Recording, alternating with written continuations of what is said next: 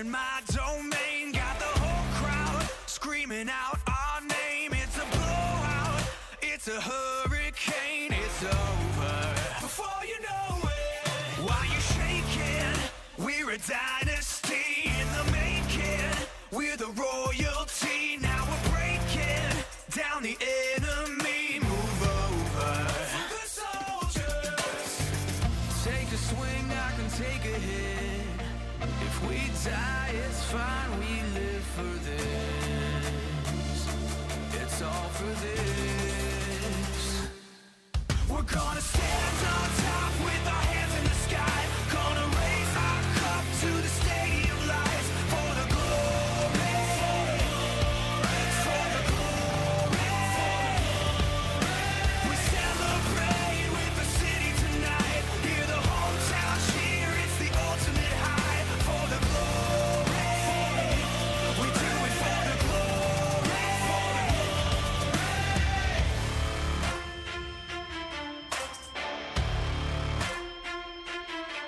Yeah, we've waited for our time to come. Calculated everything we've done, we've upgraded. Now you can't outrun a champion. Now you're facing what? Can you hear them? Yeah, it's all for us. You believe them? Yeah, it's serious. Hear the siren. We're victorious. I'm telling you. Can I get a hell yeah? Take a swing, I can take a hit. If we die, it's fine. We live for this. It's all for this. We're gonna stand on top with our hands in the sky. Gonna raise our cup to the stadium lights. For the glory, for the glory. We celebrate with the city tonight. Hear the hometown cheer, it's the ultimate high. For the glory.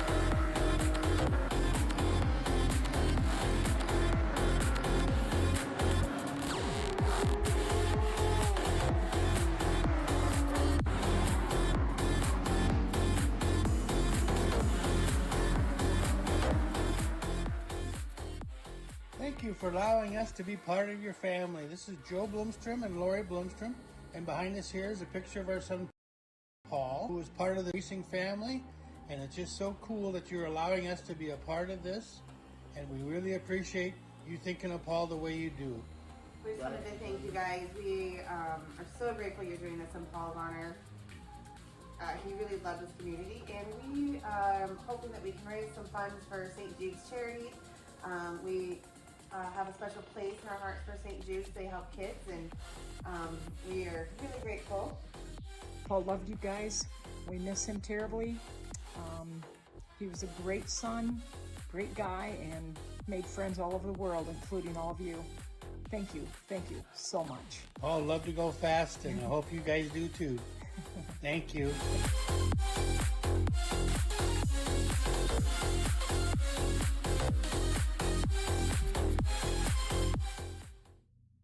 Hello and welcome back, everybody. Hope everybody's been good. I would like to start off by apologizing. We did not get the Miata races out because our computer decided it was going to update in between streams, and it took longer than expected. So we'll bring the Miata races from the GTRC to everybody either tomorrow after qualifying or Monday evening. So we do apologize, but we do have the races, and we will make sure that everybody gets to see all the Miata action. It was at High Speed Ring here today as well, so it should be a fun one. We definitely don't want to miss out on that.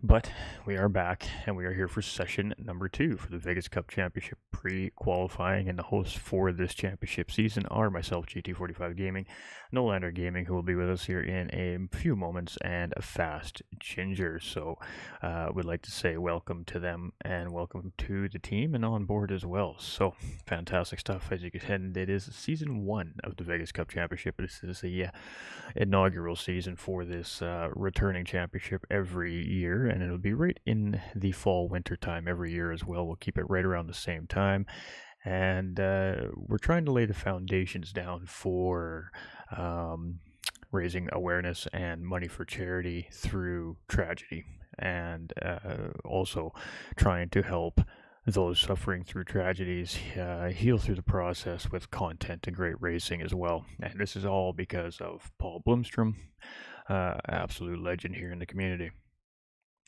Alright, so Watkins Glen here. So we didn't go through all this in the first session, but we are at Watkins Glen here this weekend for pre-qualifying. The car that is to be used is the Porsche 911 RSR GT3 package.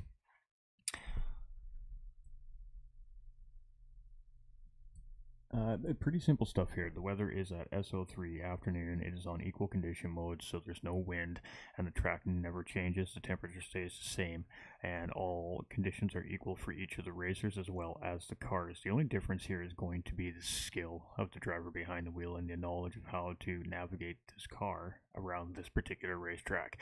I think the Porsche and Watkins Glen is a pretty good suited combination because we know exactly what to expect. It's a Group 3 championship, and the championship this season is a mid-engine only championship. There are a handful of cars that we are not allowing in the championship just due to sheer difference in technologies and the way that they drive, which causes problems on the racetrack in these situations. And to avoid those problems, we want to keep nice, good, hard, clean racing. So we've just opted to disallow certain cars for the championship. So I think that took out 4 of the potential dozen or 14 mid-engine classified cars here in Gran Turismo 7. But today, for pre-qualifying purposes, of course, it is going to be solely the Porsche 911 RSR to keep everything equal. Our schedule here is, you can see pre-quali is September 27th and 28th, so that's right, we will have one more qualifying session tomorrow as well, and that's probably going to be the busy one. That's going to be one where we're going to see the real fast drivers come out. Some have come out already. We're definitely going to be seeing some coming out for sure tomorrow, and we'll have a couple of our drivers that are going to be doing times after the weekend as well, due to them being away this weekend. It happens. That's why we have an amazing administration staff that'll take the time to take 15 minutes out of their day to qualify anybody that needs to be qualified after the fact. So huge love to our volunteers. As you can see here, Watkins Glen, it is a 3.37 mile track, 5.42 kilometers, has 15 left and right hand corners, it's a tarmac surface. It is a real world circuit and has an elevation change of 115 feet. And Watkins Glen is located in New York City, or just outside of New York City, actually on the Manhattan Island, or Manhattan. I can't quite remember the name of the island, but it's in its own little sweet spot.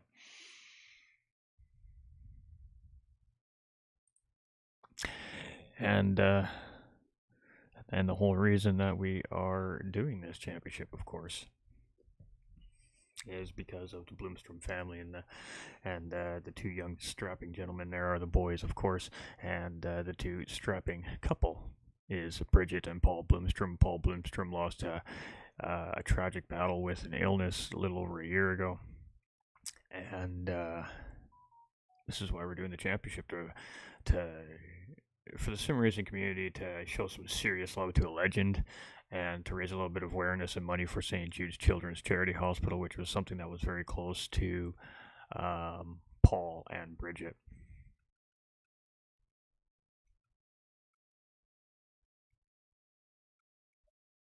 We have Nolander here with us now as well, so we're just going to toss that on. I've just got a driver that jumped in from my community here that's out on track.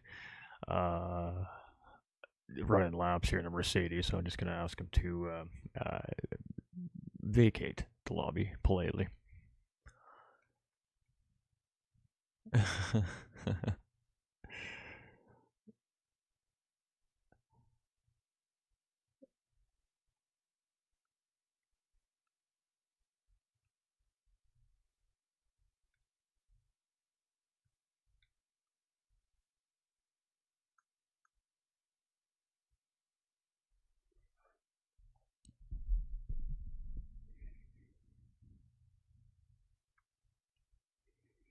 Ooh, are we not getting sound? We are not getting sound, chat.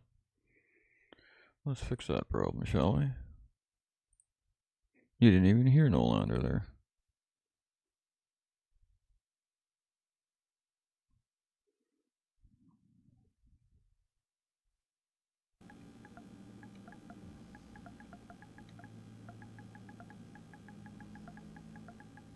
Just let me know, my friend. Trying to do 4 things at once here. Give me uno momento. Click this. Yeah, no worries. Little Totally understand. clickety click of that.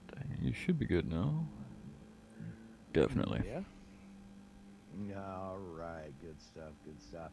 No, I was just saying. Welcome back to session 2 of the qualifying today. We do so hope that y'all enjoyed the first session. We hope you enjoyed this one. Want to thank you all very much for tuning in. Thank you all so much for being a part of it. To the racers, to the racing fans, big thank you to the admin staff and everybody that has helped get us to where we are today, and all the hard work they've done. And special thank you to the Bloomstrom family for their blessing to carry on with this. And again, welcome in, everybody. Welcome in. Absolutely, and welcome back as well yourself. I'm just messaging this gentleman here. Yeah, not a worry. Not a worry at all.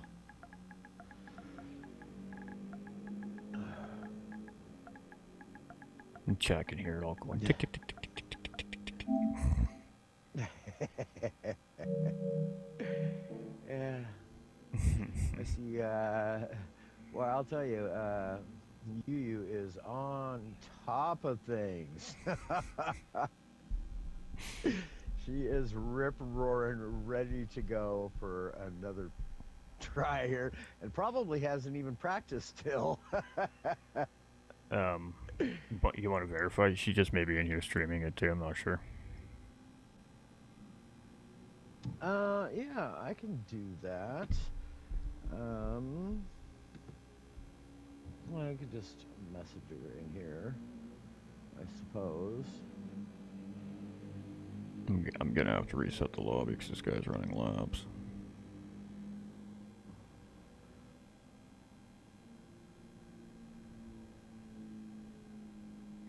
He's a pretty good racer as well, actually. Again, another racer that I just happen to run into in open lobbies a fair bit. Even though I don't race that much sometimes, but I always seem to be running into some familiar faces a lot lately, which is good. I mean, the community is active out there still. It is quieter than it has been in the past, obviously, but I think the quality of racing in the open lobbies is starting to get a little bit better because it's died down a little bit. Right. So she wants her other run, possibly, then. She'll have to wait to reset the lobby once I get him out of here. I need to find this guy on Discord, though. He sent me his thingamajigger.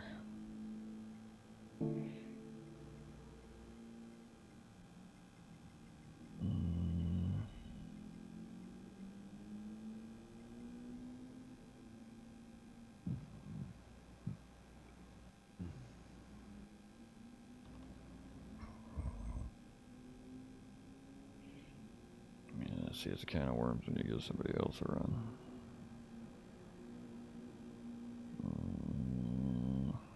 Where am I looking here?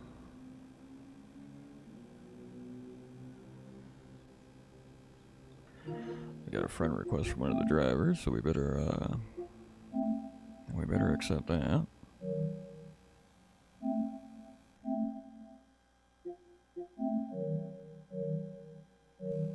There we go. And I gotta see if I can find this gentleman.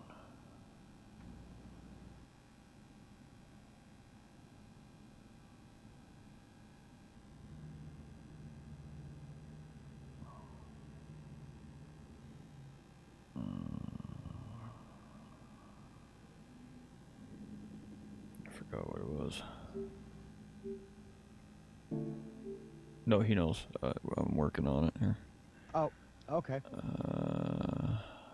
I'm trying to get him on Discord just a moment. I was telling him to look at the chat, and I could only see so much of it in this spectating mode. I have to actually back out of the spectating mode to see more. There we go. Alright, all I did was, oh yeah, no, there it is. Alright. Just a moment, chat, just bear with me here. Again, Oh. Invites. Alright. And there he is.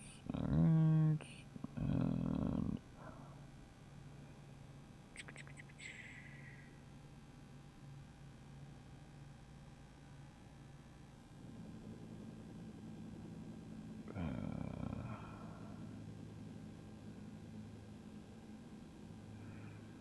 let's just do this.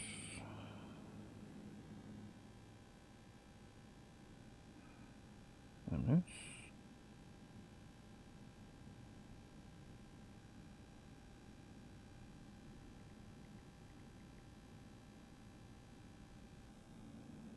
Alright. Sorry, Chad, I apologize. We're doing a little bit of, what's the word I'm looking for here? Multitasking. It's already been a long day. Has he set a time on track?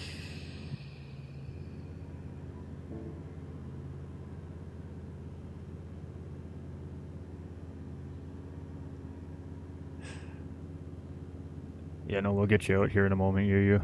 Just bear with.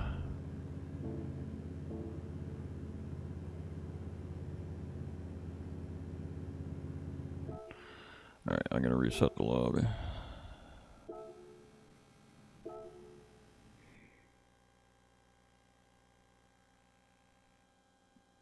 So we can eliminate those times off the board. You're all good, brother. You're all good, brother. No worries, Fuego.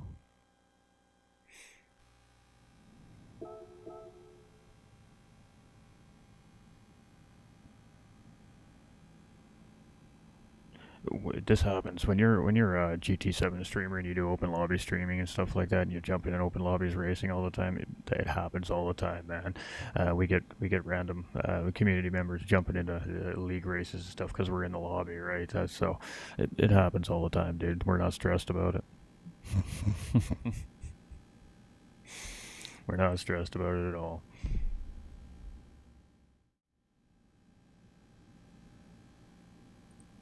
Alright, so we can officially get Yu out here though.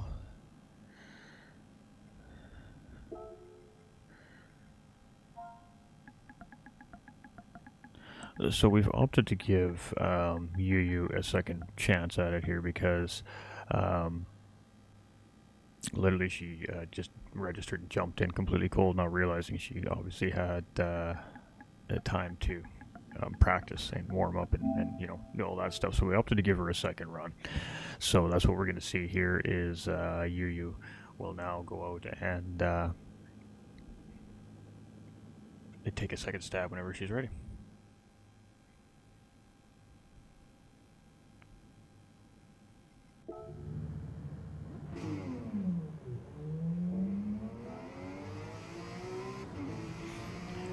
Alright, so the way this works, ladies and gentlemen, especially for those that are watching or may just be going through the registration process here, it is one driver out at a time in on the track. The only cars to be sitting in pit lane is myself and Olander's cars, and that is for live timing purposes. Sometimes we need to switch the cars to get the live timing to correct. This is a GT7 issue that's been here since day one.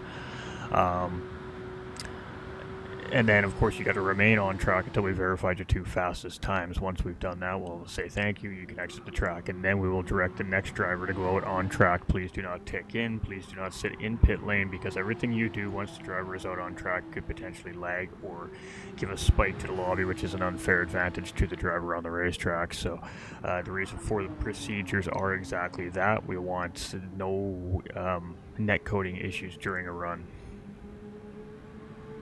Session 2, baby. Alright, I'm gonna make sure the audios are working here. The stream, of course, the computer updated in between sessions, right in the middle of the GTRC race. Lucky them. So, yeah, sometime when that happens, the audio is always resetting stuff on the software. It's annoying.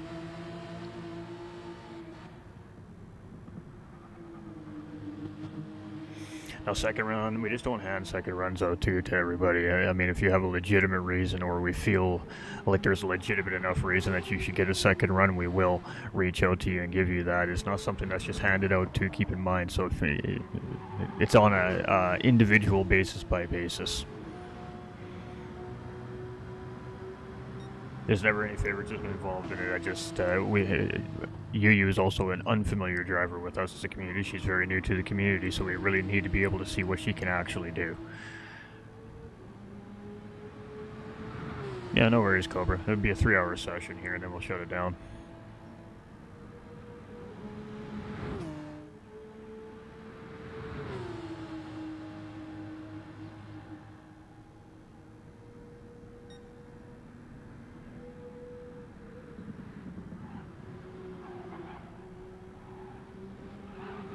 Oof, that was a spicy exit out of the bus stop there, boy. That's unfortunately going to cost her a little bit of momentum coming down the carousel here, but as we now start to head into the boot section of the track here, she can definitely make some time up here on that little mistake. Nice clean entry down in through, well, I guess what would be the flappy shoe, essentially. They don't really have a corner for that name. And then into the toe. Oh yeah, baby. What's up, Hulky? How you doing, brother?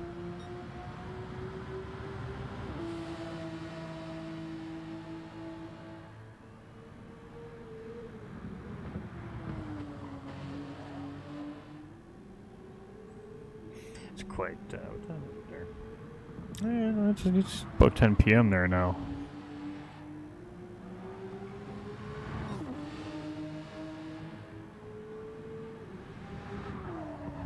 Yeah. She literally registered and just jumped right into qualifying like the second after she registered, so I opted to give her a second opportunity after having a chance to warm up a little bit. Yeah, I know you are, brother. I know. Welcome in, Flock. We appreciate you, brother. We have y'all registered in here. You're definitely good to go.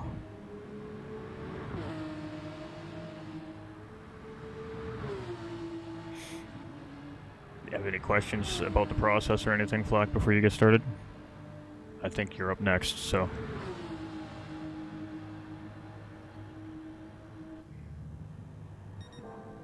Alright, so the mistake in the bus stop there on that first lap was definitely costly one there, and losing a little bit of speed there as well, and I think it's the entry that's causing her a little bit of speed there. So typically what I would do in the Porsche is I actually I brake in fourth gear, and then I just let go of the brakes. I just let the RPMs drop down in the car. I'm usually in third gear by the time we enter into the bus stop, and then as we're approaching that second apex, you're on your throttle a little bit and you shift back up into fourth gear, and that gives you a good boost and pull out of the bus stop. It also stabilizes the car. So when you try to keep it in fourth gear, you're losing too many RPMs in the car, and that's actually forcing the car out of the corner. It's a little bit opposite to the nature of what an MR drives like. It likes RPMs, so you want to try and keep RPM into the car to really get it to hook up.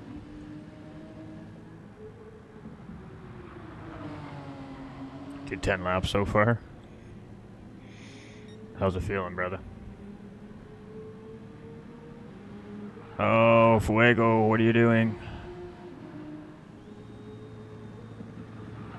Nolander, can you get him off? Oh boy. Oh boy, oh boy.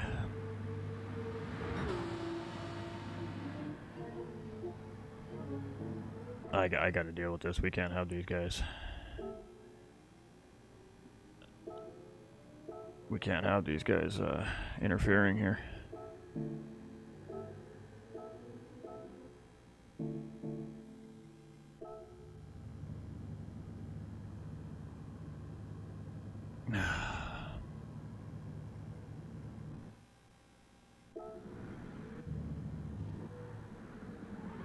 Oh, that's frustrating.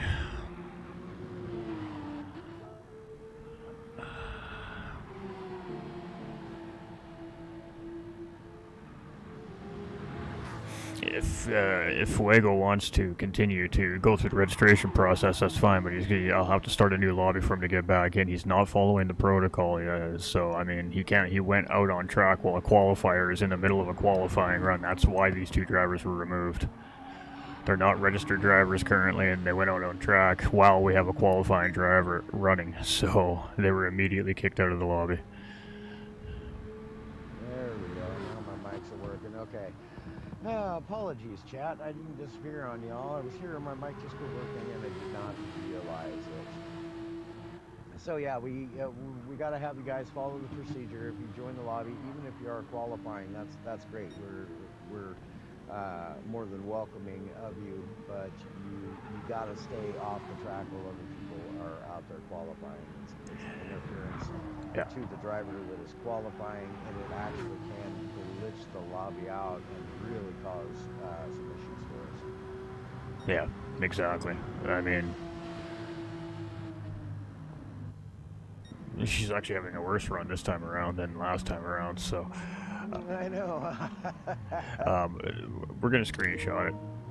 Well, and she should have went for one more lap too. That was only 3 laps. I think she realizes that her first run was better, so she probably just pulled it off the track. If I had to guess. Right. We have the screenshots. We will. I'll talk to her after behind the scenes here later. Right. All right.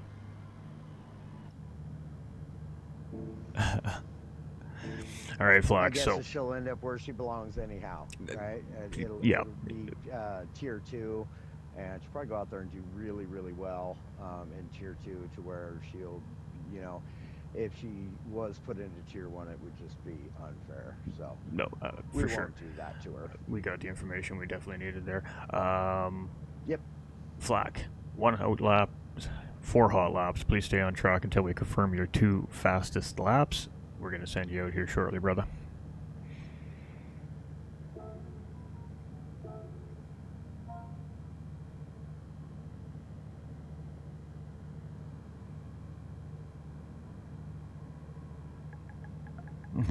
My brain is having a moment right now. I got so much going on right now. Discord's going off in the background here. Yeah, I'm noticing.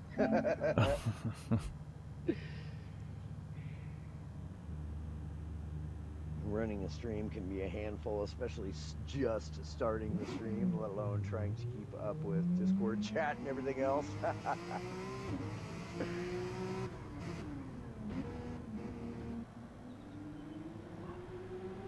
All right, y'all, the Polecat out on track here.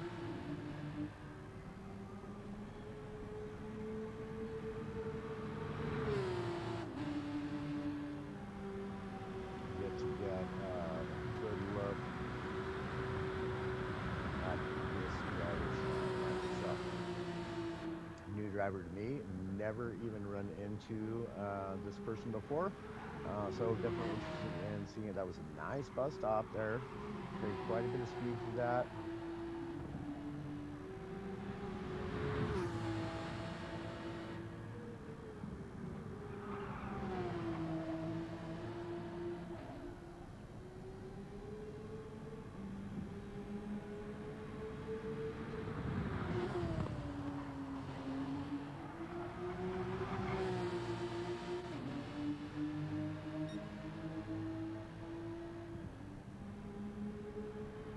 Sorry, I'm just gonna leave you with no lander here for a second. I'm trying to deal with Enfuego a little bit here, just chatting with him, trying to get everything straightened out.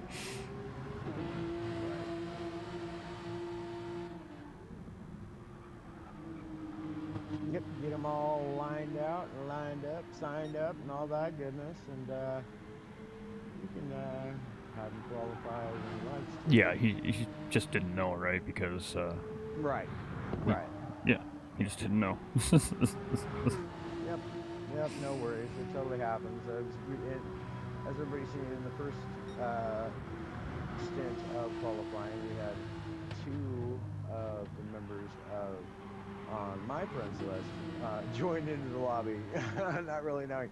It does help to read the title on the lobby, guys. It'll tell you what we're doing. It'll tell you whether or not it's an open lobby or not. But yeah, anyhow, so a 140.35 on his opening lap. Not bad. Looks as though this is going to be a pretty quick lap. Watching his lines and whatnot, some good lines, good car control. Yeah, this should be a fairly decent time for sure. All right, so we're just gonna give him a driver's role for the time being because he is a racer. Oh, he might have left the lobby. Or the Discord, I'm not sure. Alright. It's all good. Again, this is another racer that I've been running into a lot in open lobbies throughout the community here, so I don't actually know that much about this racer either. He's fairly new to the community, our community anyways. But again, another, I would say, equally paced driver to myself. So we should see 45s, 46s, low 46s for sure here. Well, we'll see. He's definitely not on pace for that timing right now. He's just barely ahead of you, and she had better laps in her first session, coming in completely cold. So we'll see here. He could make up a fair bit of time in this last sector, though. We'll see how it goes. Ooh, he caught very close to the wall. He did catch it. Yep, he caught a little bit of the grass on entry there, just a little bit of grass, and that cost him there, but it's still 46.8. So I mean, he was probably looking at a, I would say a low 46, mid to low 46, if it wasn't for that last sequence in the final corner there. Yeah, mid 46s is about probably where I would have that run as well. It was looking really good and sharp there throughout 7/8 of the track. That final corner, definitely, you want to get a wide entry on it to start. So what happens is you'll catch that grass just a little bit there, as GT45 was alluding to. And then what happens is as soon as you try to whip it into that corner, the car is just immediately sideways on you. I have drifted that corner all the way around myself at a professional style angle, very much unintentionally. I mean, yeah, it's the nature of that corner, and I mean, sometimes if you nick that wall just the right way, it's like a ping pong table. It just rebounds you across the racetrack, and then you're in trouble when that happens. So, risk versus reward in that final corner, it really is. Yeah, yeah, indeed. You're not wrong. I've been sent almost into the pits, definitely into the pit wall from tagging that, the exit wall there. But again, really good lines. He's utilizing the track, A much smoother lap this time around too. You can see he really refined his line there. Lower, potentially. Nope, couple tenths improvement there. 6.6, yes, very good. He gained a lot right there, just by cleaning up those lines on that final corner. Really gained him some time. Absolutely, and this is two more laps to go. 2 to go. Yes, this is the thing I love the most about championship racing. Is there a practice lobby open? There very well may be. I'm not 100% sure. We did have one earlier. But if there's somebody preparing to do qualifying soon, then there very well may be one open. So usually one of the community members has one open beside the sessions, but I think that tomorrow is going to be the pretty active day more than anything else. So usually the final day of the live stream qualifying is the busy day.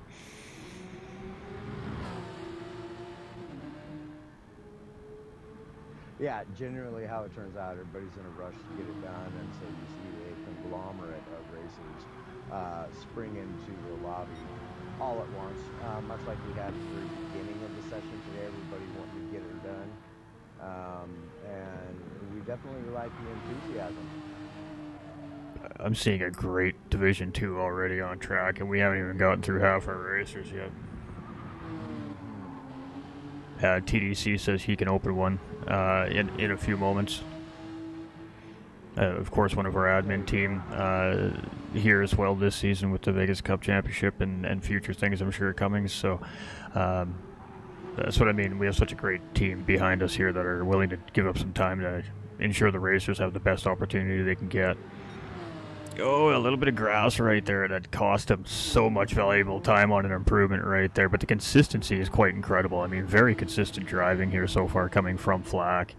It says the pole pat here on his screen name, but he is Flack to the best in YouTube and pretty much everywhere else. So we'll find out which he would like to be called once we get all that sorted out.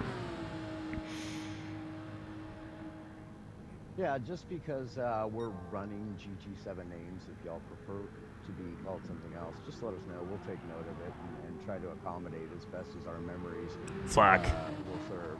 He's Flack 87, Misty.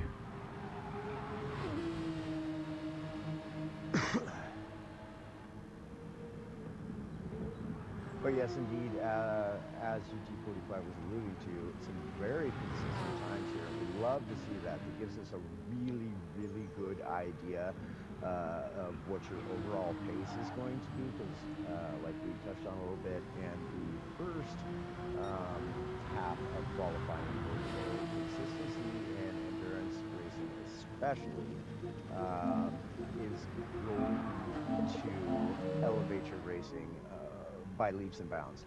Absolutely. He was a tenth and a half up there in that last sector, so we'll see if he's still up here as he comes through this last timing sector. He is. He's still a tenth up here, so. Yeah. It's just these last two corners. If we can nail these.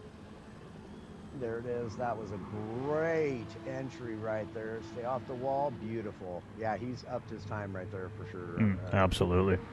And it is 46.583 there, so those are some pretty consistent times, if I do say so. 583 and a 627. Definitely within the top two on consistency thus far that we've seen. Let's see, a 146.583 and a 146.627. All right, any laps from this point on won't be counted as far as times go. He's grooving right now, that's for sure. And it seems like he was good with that. So there we go. Good job by Flack87 or the Popat. And we will chill, hang out, and wait for our next one. I mean, hey. Yeah, there's a couple of drivers that have different SLP names and Discord handles than their PS name is. 2 or 3 of them, I think, this season that we've had to go through all the different registration paperwork and put 1 and 1 together and 2 to 2 together. And Right. it's probably a good thing that it went down like that, though, because it does give us all the extra places to go and cross-check, cross-reference, right? There was only one that I was completely unsure who it was in the SLP registration, and Miss Devious knew who it was, so, 1 and 1 equals 2. Unless you're doing that ridiculous Common Core math, y'all, we don't use that here.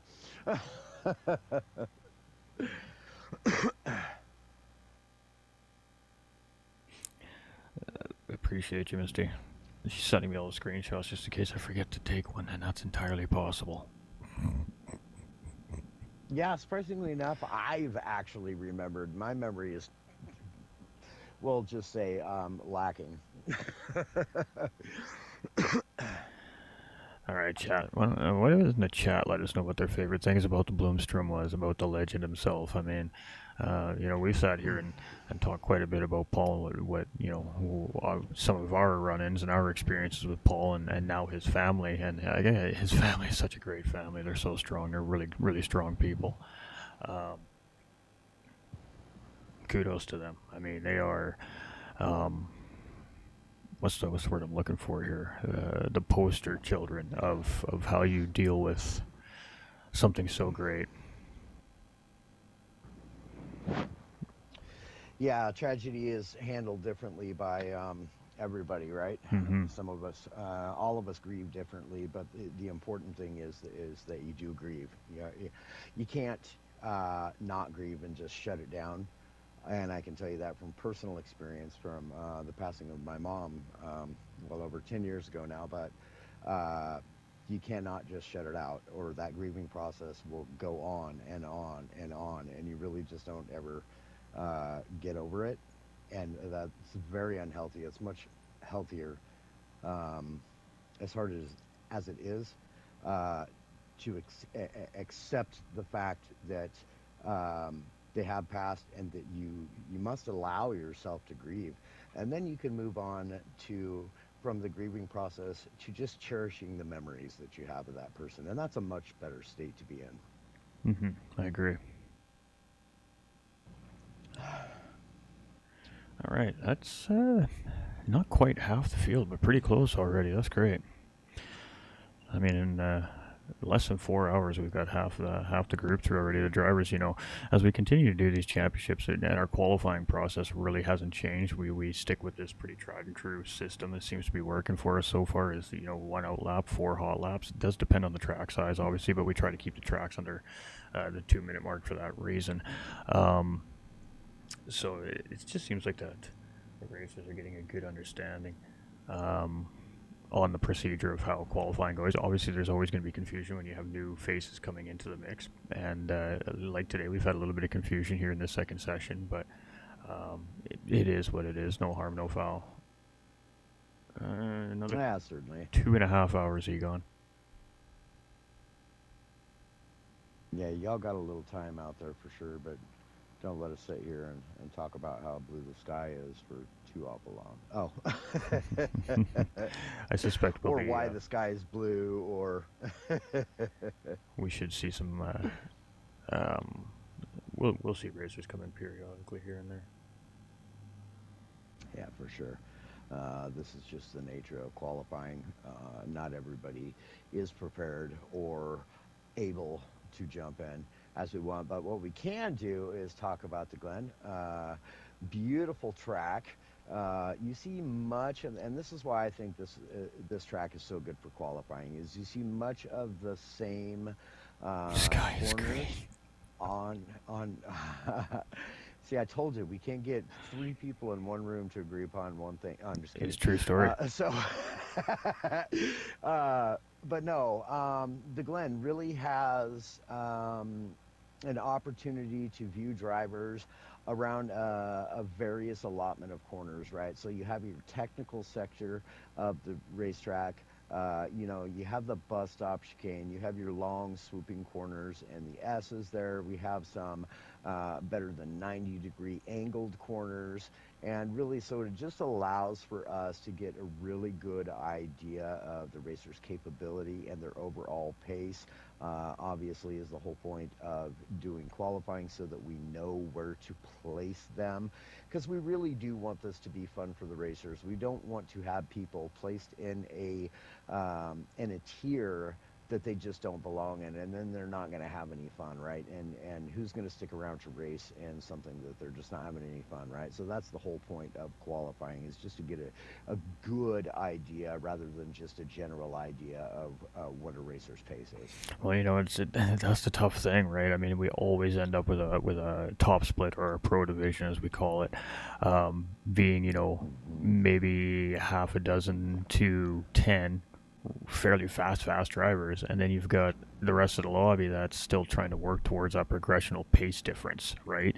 And it's hardest probably for them, I would think, being at the bottom end of the pro tier and after qualifying, knowing that you're going up against the, you know, a high A plus racer at the end of the day. So you know, our top end pro-ams really seem to be always kind of be stuck in the worst spot in these championships, because we always just never quite seem to have just the perfect amount of those A plus skilled drivers to fill that lobby, right? So it's going to be interesting to see how it works out this season, and that's kind of how it'll probably work out right now. Currently, the way it sits with only 2 out of 3 lobbies filled up, is we'll probably end up with a couple of you know, pro-am moving into pro tier status drivers that are kind of stuck in that fast lobby. So you know, we have to really give credit to our racers, because some of our racers, especially our high-end pro-am and low-end pro drivers, they typically get stuck in very uncomfortable racing situations during championships, because they're always outmatched but still always willing to try anyways. And you know, that's a huge love to our racers, because you know, it's not easy as organizers to try and get it right, and we can't get it perfect because of a lot of factors. But you know, you guys grin and bear it, and you give us a show anyways. So it really is a team effort from everybody, from right from the top of the ladder that, you know, comes up with the ideas, to the people that implement the ideas, to the racers that make it happen. So Yeah, for sure. And here's the thing. I can fully understand that. I've been in that position, and generally speaking, no racer worth his or her salt wants to be finishing races in last place. But let me make you a guarantee, and that guarantee is this. If you do end up in the pro tier lobby and you are having a very difficult time keeping up, I can guarantee you 2 things. One, you're going to get faster and faster because you're racing with faster people.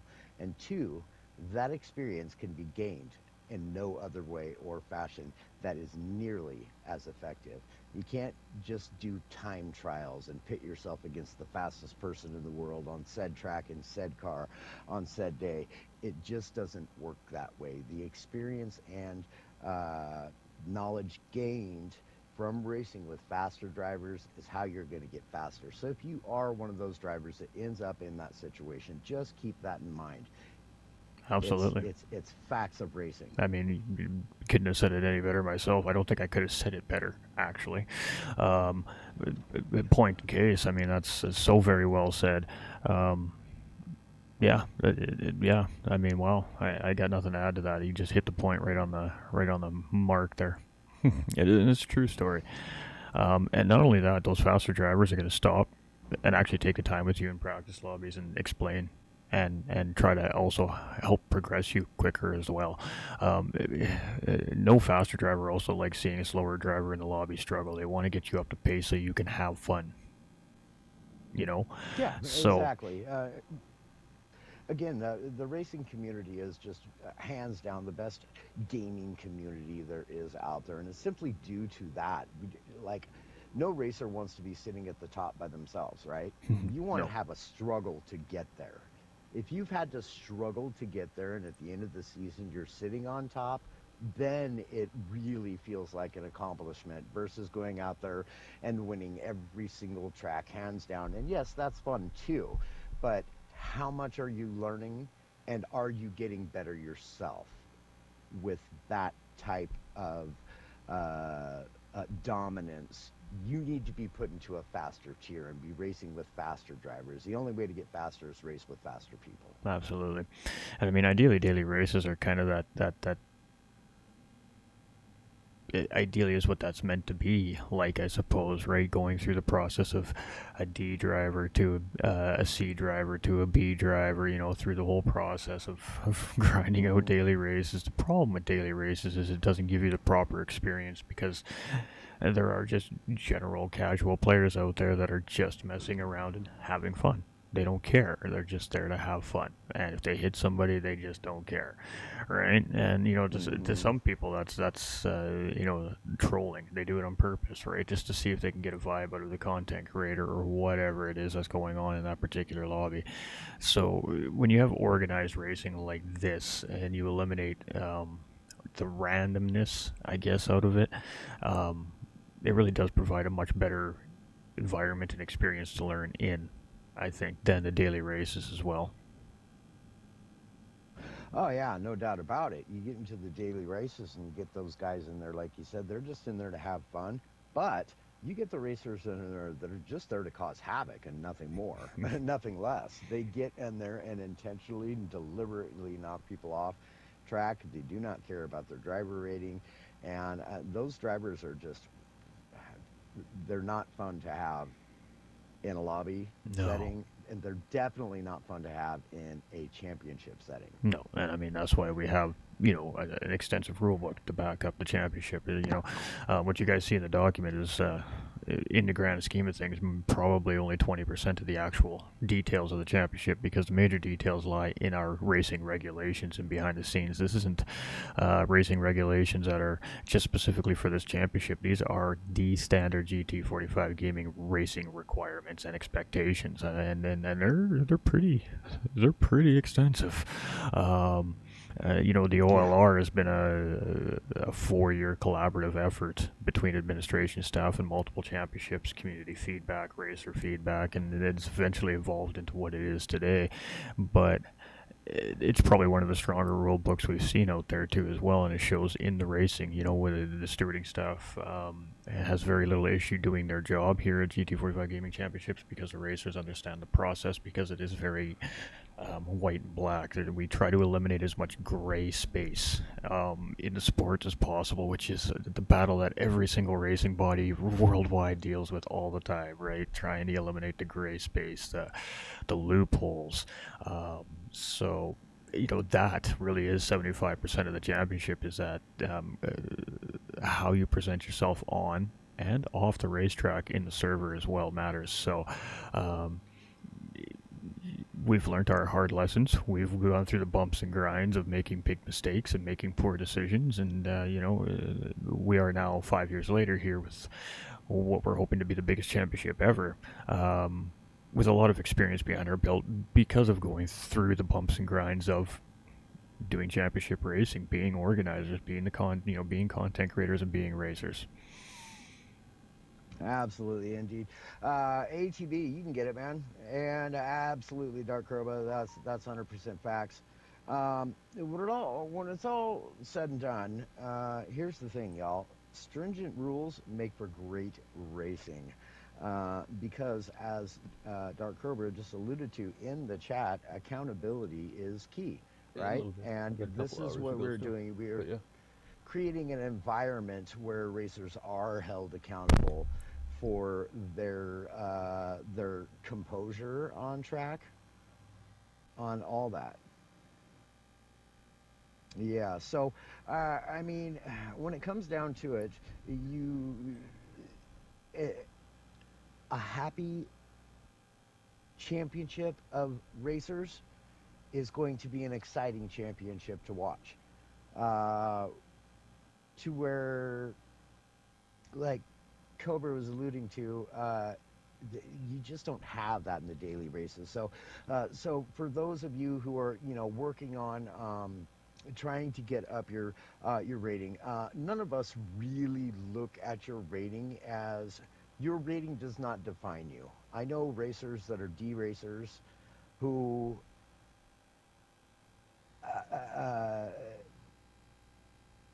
for lack of better terms, being able to deal with the frustration of trying to gain your rating in the daily lobbies, open lobbies. If it weren't for that, it would be A racers, right? Some drivers just refuse to go in and do open lobby racing, and so definitely your driver rating does not say all there is to say about you. Your driver safety rating, on the other hand, is a little different story. We could tell a little bit more about your safety rating than we can your driver rating, if you're someone that even participates in daily races, because, again, not all drivers like to do that. Yeah, absolutely. Mr. Maverick, am I able to qualify? What's up, JP? Awesome. Are you registered, trainer? That is the key question. Because of the championships, not the dailies. I mean, lots of people learn from the dailies as well, right? Well, how's it going, JP?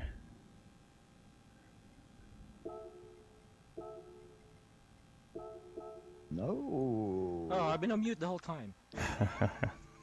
I like talking. I'm good. How about both of you? We are good, thank you. Are you ready to go, good sir? Yeah, might as well. Just did a few laps. Because I don't think I might be able to go next or tomorrow or something. So whatever comes out, might as well. All right. Let me see. Am I in the right you'll car? do fine, Yes, buddy. I You'll am. do fine. Just That is the start, being in the right car. See, you're already In the right off to a good car. start. do I have tires? Yes. All right. Round ones and not square ones, preferably. Oh. Oh, I don't know. I might. It's been a while since I've been just been busy with deliveries that I haven't been driving a lot, but give it a shot. Maybe, hopefully, break and get into the 45s, at the very least. So, all right. Yeah, trainer, you're welcome to go and register, partner. We got to have you registered before we can allow you to qualify, obviously. Procedure matters. Yeah, Miss Devious is one of our administration members here in the chat as well, so. Yep, and she can help you out with that if you need some help. First task is to get yourself into the GT45 Gaming Discord. If y'all are looking to get signed up, that is where the sign-up procedure begins. Get in GT45 Discord, and we can get you lined out from there, y'all. Yes, everybody sign up. Let's get. What are we now? 2 lobbies. We're at 2 lobbies now, yep. Looking for one more. Looking for one more. Yep, we're hoping to get 3, but if we have 2 full lobbies and some reserve racers, then great. All right. Okay, So, I get 5 laps, right? You get 1 out lap, 4 hot Yes. laps. Yep. Yep. All right. Let's see. Let's see how this car is. You may want to either mute us or exit the chat for the time being, as we're going to be talking about Chat. you and stuff Oh, good like point. that. Yeah, maybe. The chat, maybe. yeah, because we don't want to disturb you, but we don't want to sit here in Let silence me go back. either. Let me go back and get out. Actually, that usually doesn't bother me. So, Okay. You know what? Up to you. Just I will, fair warning. It's not like Ray would like sneeze. She's not on when she sneezes, so it's okay. Yeah, I've All heard. right, I'll leave the party. I'll leave you guys, and then I'll get it back on. Yeah, you can come back when you're done Sounds for good, sure. man. For sure. Alright. Yeah, sounds good. Trainer, yeah. The way to get registered is through Sim League Pro, but as I said, there you go. Misty's already all over it. Yeah, listen to her. She knows what's going on. She is a huge part of the program here and one of the leading administrators of the series and of GT45 Gaming. She can definitely point you in the right direction, buddy. I just had to give her privileges on the YouTube so she can post the link. She should be able to post it now. Oh, there you go. Yeah. All right, so Yeah. JP is the How is she elusive. not? I don't know, dude. I don't know. You're slacking, bro. I don't know. Yep, you're slacking. She should be an admin a long time ago in your YouTube channel. So JP, ladies and gentlemen, does come from Race Asylum. As you can see, another one of those very beautiful Race Asylum liveries here. This one is very pretty. It's got lots of pinks and blues and purples in it. JP is the Race Asylum livery guru, and we'll talk to him a little bit more about that when he comes back after his run here. I'm sure he'll has lots that he can that he's to say about it, but. At one point in time, We'll let him JP tell you. won a contest for livery designing, and maybe he'll enlighten us a little bit more on that when he comes back. But for the time being, let's see how he goes here. He is also a PSVR2 racer, so he is racing in the PSVR2 headset. You can see clearly crisp car control. Very clean on the lines. This is a rather quick racer, y'all. We may see his time hold up for the remainder of the day, though we don't know who else is joining. But I can guarantee you this is a quick racer. JP is a little bit quicker than I am usually, so I do expect to see, if he's feeling good in the car here today without a lack of practice, I would expect to see 45s out of JP, and I mean his outlap very easily indicates that, so we'll have to see how it goes here, but yeah, I mean, he's a great racer, he's an absolutely great paint designer, and just an all-around really nice guy too as well. I mean, he's kind of the total package, ladies, I'm telling you.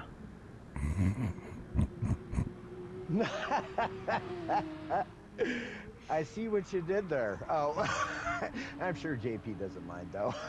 But no, again, wonderful, absolutely wonderful looking livery from JP every time. I've never seen this guy do a bad livery. And I know a lot of genuinely really good livery makers, and I definitely put JP right there at the very top, if not at the top of all livery designers that I've seen. His lines are just absolutely incredible. Well, as we get into the boot sector there, he is 6.5 tenths up on that 46.5, so we're in a high 45 range here. Let's see what he's at here as he gets out of the chase. Yeah. Like I said, I do expect to see probably mid 45s from JP. Rather quick racer. Just did a 46.272. Nice, good job, you. I definitely think that you're split two in this championship. Either way, you. You're going to have to be in the mid to low 45s to hit the top split. I mean, that's just being real. Yeah. And you'll do much better in the second split. I think you'll have really, really good racing in split too. Indeed. I've seen enough of her racing to know that 7 tenths up already, and that's just lap one there, y'all. He's cruising. I would not be surprised to see that drop down into the low 45s, perhaps a 45.3, and maybe beyond. I mean, maybe a 44 is coming from JP here, eh? We just never know. Possible, yeah. Definitely. You can look at a racer's lines. Look how perfectly straight he comes into that corner, but using every edge of the track, and he was setting that up a long ways off, right? Crisp lines. Ooh, a little slide there though. That's definitely going to cost him. But I mean, it'll only be 0.073 off even after that little slide. Means he was probably maybe a half a hundredth up, or a half a tenth up, or something like that, right? So I don't think he lost a ton of time. Again, you know, the really confident, experienced drivers, they just seem to find a way to make mistakes and just not lose time. I don't get it. It's okay, boss. It's really, it comes down to their level of confidence is just higher than ours. They know that they can make that mistake, up to a certain point before it becomes an issue, Oh, so they just don't back out of the throttle. I can assure I can assure you that split 2 will be no slouch of a split either. Right? Our Pro-Am division is usually the best division of the season, so Yeah, and it's quite a hard tier. I've raced with the pros and several different championships and found myself at the back of the pack, struggling to get anything better than a 7th place finish. And when you're racing with guys like that, a 7th place finish, believe me, you're absolutely overjoyed at it. But it has to be the right car, track combination. Other people have to have not so good races, and you have to be absolutely on point. do you have a SimLeague Pro account, Cool Trainer? If you join the GT45 Gaming Discord server, we can post the GT45 Gaming community on SimLeague Pro directly into the server, and then you go through the Discord to SimLeague Pro, and it'll allow you to set up a SimLeague Pro account with your, that's basically connected to your Discord account. It's super easy to do. And then you can then, of course, join the community, and we can get you into the standings. SimLeague Pro is required for the championship for the standings. Well, and the really nice thing about SimLeague Pro, for those of you who are unfamiliar with it, is SimLeague Pro has a plethora of different leagues that are out there that you can get in touch with the guys that run those leagues, or gals, whichever the case may be. But there's lots and lots of championships on SimLeague Pro, and so you could just search for the one that you're wanting to search for. In this case, you'll search the Vegas Cup Series, and it'll pop right up. You register right there. You pick the car that you want to start the series in. You can just pick any car in the list, really. It's irrelevant at the end of the day. Yeah. It's just a mandatory thing, unfortunately. You choose a number, obviously one that isn't taken already. Is that correct? Yep. You actually you do choose a number in Yep. SimLeague Pro? Yes. Okay. I thought Again, so. all that It's been a information, long time all that since I saw information that could be before. changed after the fact. I mean, it's just to get you through the process, right? If it happens that that number doesn't Yeah. work in the server and we have to get you a different number, all that information could be changed. It's no big deal. Right. The important part is just that, just to get you signed up. And boy howdy, look at the consistency from JP too. Again, a very consistent racer here, as you can see, through 3 laps, 1/10 of difference, and even 200ths of a difference through laps 3 and 4. That is incredibly consistent. I racing mean, right there. you give JP a half hour to an hour of warm-up time and then come in and run. We're probably seeing mid to low 45s for sure out of him, I think. Yeah, well, as he said, he's been doing liveries. He hasn't been racing. Oh, and he's 2/10 up right now, too. So this could be a really good lap here from JP. As we suspected, we would see a pretty decent time out of him. Definitely pro-tier quality thus far, for sure. All right, brother. We'll get you verified here. Just keep hanging with the process. We do have more qualifying tomorrow, so you don't need to rush today either. You don't have to feel rushed. All right, let's get that no screenshot. And we got a 45666 and a 829. You probably can't see this anyways, but depends how's the VR thing. What's the second fastest one? 45. 8. 829. Right. Did you get the 45829 already? No, I'm good. I got it. That's what I needed. Okay.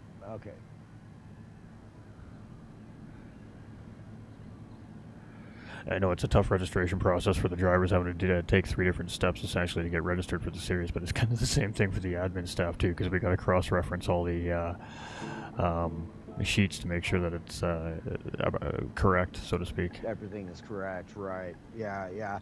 It's a bit of an ordeal, but at the end of the day, guys, what it does is it takes a huge load off of the admin team in the standings, right? We don't have to create standings every time. SLP, it does it automatically in there. And so that takes a huge weight off the shoulders of the entire admin team. We don't have to mess with that. Our graphics people do not have to design new graphics weekly, which I can assure you entails a great deal of work. If you want to qualify today, trainer, you absolutely can. There's certainly no rush, is all we're saying. We just don't want you to feel rushed. He's a good racer. He'll be pretty ready. You're going to be busy tomorrow? Yeah, it's not a problem. You absolutely can qualify today. Oh yeah, for certainly. sure. Yeah. Already got you in the process of getting signed up. You've already done the SLP thing. That's the most important part, guys. If you get into the SLP and get signed up and registered in there, everything else will take place basically I just got to get him an just invite step by here. Hold step on. as the admin. Yep, as the admin can get to it. Well done, JP. Good runs, buddy. Super consistent. Love to see that. He's all worried about being able to hit a 45, and it was just like it was another day at the office, right? I know.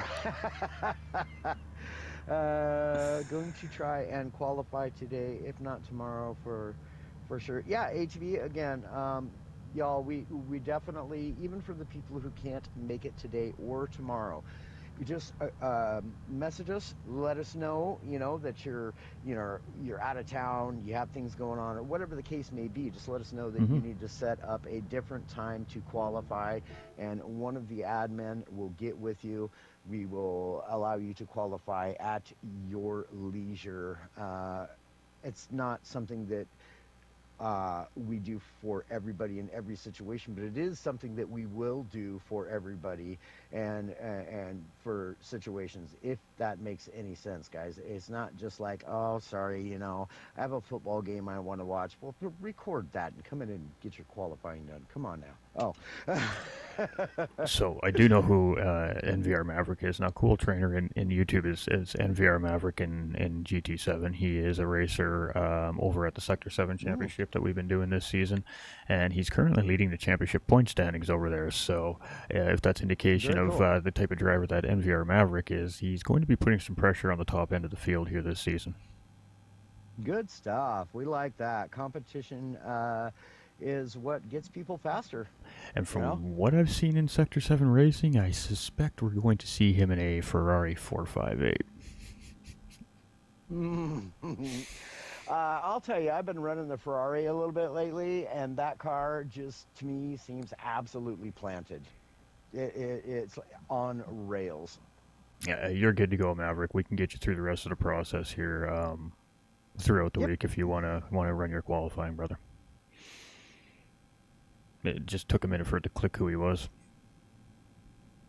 Yeah, because I didn't have any idea either. I'd never even seen him in chat before, so. But yeah, the YouTube definitely name welcome in, man. The YouTube name kept throwing me off a little bit potentially. That's what I'm saying. Yeah. I am going to run and fill my coffee cup, y'all, and I will. I'm going to actually flip it over to the screen. Go for it, my guy. For a moment.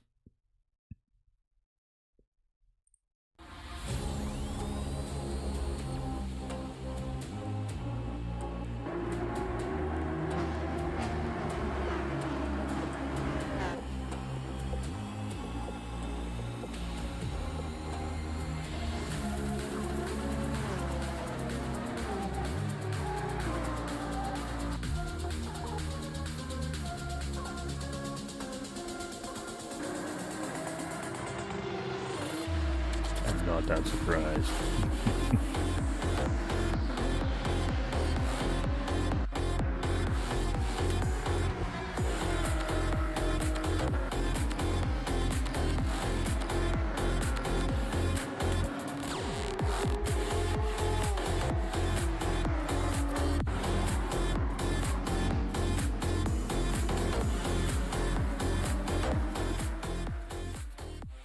Thank you for allowing us to be part of your family. This is Joe Blomstrom and Lori Blomstrom, and behind us here is a picture of our son Paul, who is part of the sim racing family, and it's just so cool that you're allowing us to be a part of this, and we really appreciate you thinking of Paul the way you do. We just wanted to thank you guys. We are so grateful you're joining us in Paul's honor. He really loved this community, and we hoping that we can raise some funds for St. Jude's charity. We have a special place in our hearts for St. Jude's. They help kids, and we are really grateful. Paul loved you guys. We miss him terribly. He was a great son, great guy, and made friends all over the world, including all of you. Thank you so much. Paul loved to go fast, and I hope you guys do too. Thank you.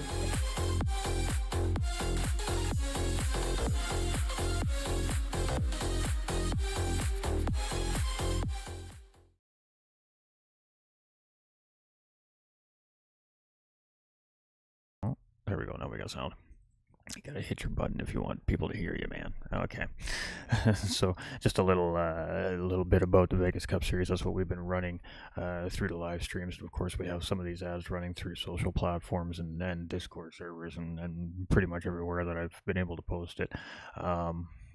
I mean, we've gained 4 or 5 new races already today, so we are well on our way now to trying to fill up that third lobby, and that's exactly what we're looking for. So spread the word out there. If you know you have friends out there that are looking for league racing and 5 Eastern time works for them on a Sunday afternoon and they want to come in and try their luck out, please invite them in. No? Okay, we'll deal with SLP another time, Maverick. We can deal with it over the next couple days.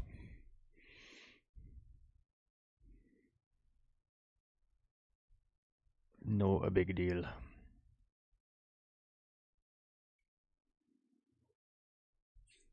I thought we had some background music here too, but maybe not. I just built. We're still tweaking the overlay package here. This is the projected package we're going to be using for the championship season. And obviously, there's going to be different graphics from week to week depending on the round of racing and et cetera, et cetera. But and there's going to be a little more extra added stuff into it yet as well, which I just haven't put in yet today because I didn't feel it was really needed for today. So. In order to find the limits of what the overlay package can do is to test the limits of the overlay package. So far it's been running pretty good. We got that video to run nice and clean that time, so that was a plus. So slowly but surely we're just kind of stretching the limits of the overlay package, seeing how much it can take, and then we'll add some more content into it yet. So the more content, of course, that we add into a scene or a transition screen in streaming terms, it eats up more and more of your processing power, and of course that is why things start to lag and glitch and drop frames. So that's kind of what we're looking for here right now to try and find those limits, so to speak, for the championship. You get 4 laps, but you won't be qualifying in the Ferrari trainer. You got to qualify in the Porsche 911. It's a mandatory car for the qualifying session. So if you want some time to go jump in the Porsche and warm up a little bit, please. We'll be here for a couple hours yet. So it is a 3-hour projected session. We're 1 hour in.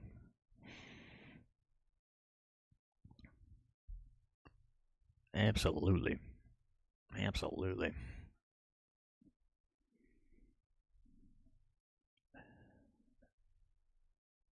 Oh, there it is. I had the stream up and running on there so that I could keep an eye on chat.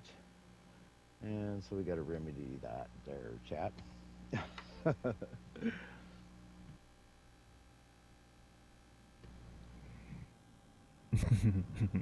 That's okay. You're not the first person who's tried to qualify in the wrong car today. I mean, we had an NSX. We had somebody trying an NSX earlier too. You know, so. We had an open lobby racer from the community come in and run around in the Merc for a while, not realizing that we had an official deal going on here. Now, perhaps my being in the Ferrari rather than in probably the not Porsche helping. Maybe throwing people off. Yeah, let me jump into the Porsche here. Yeah, that's my bad, y'all. Let's get into the correct car. But I mean, I know that one MR is much like the rest of the MRs, but that is most certainly not the case between the Porsche and the Ferrari. So they are definitely two completely different cars to drive. Yes, they are.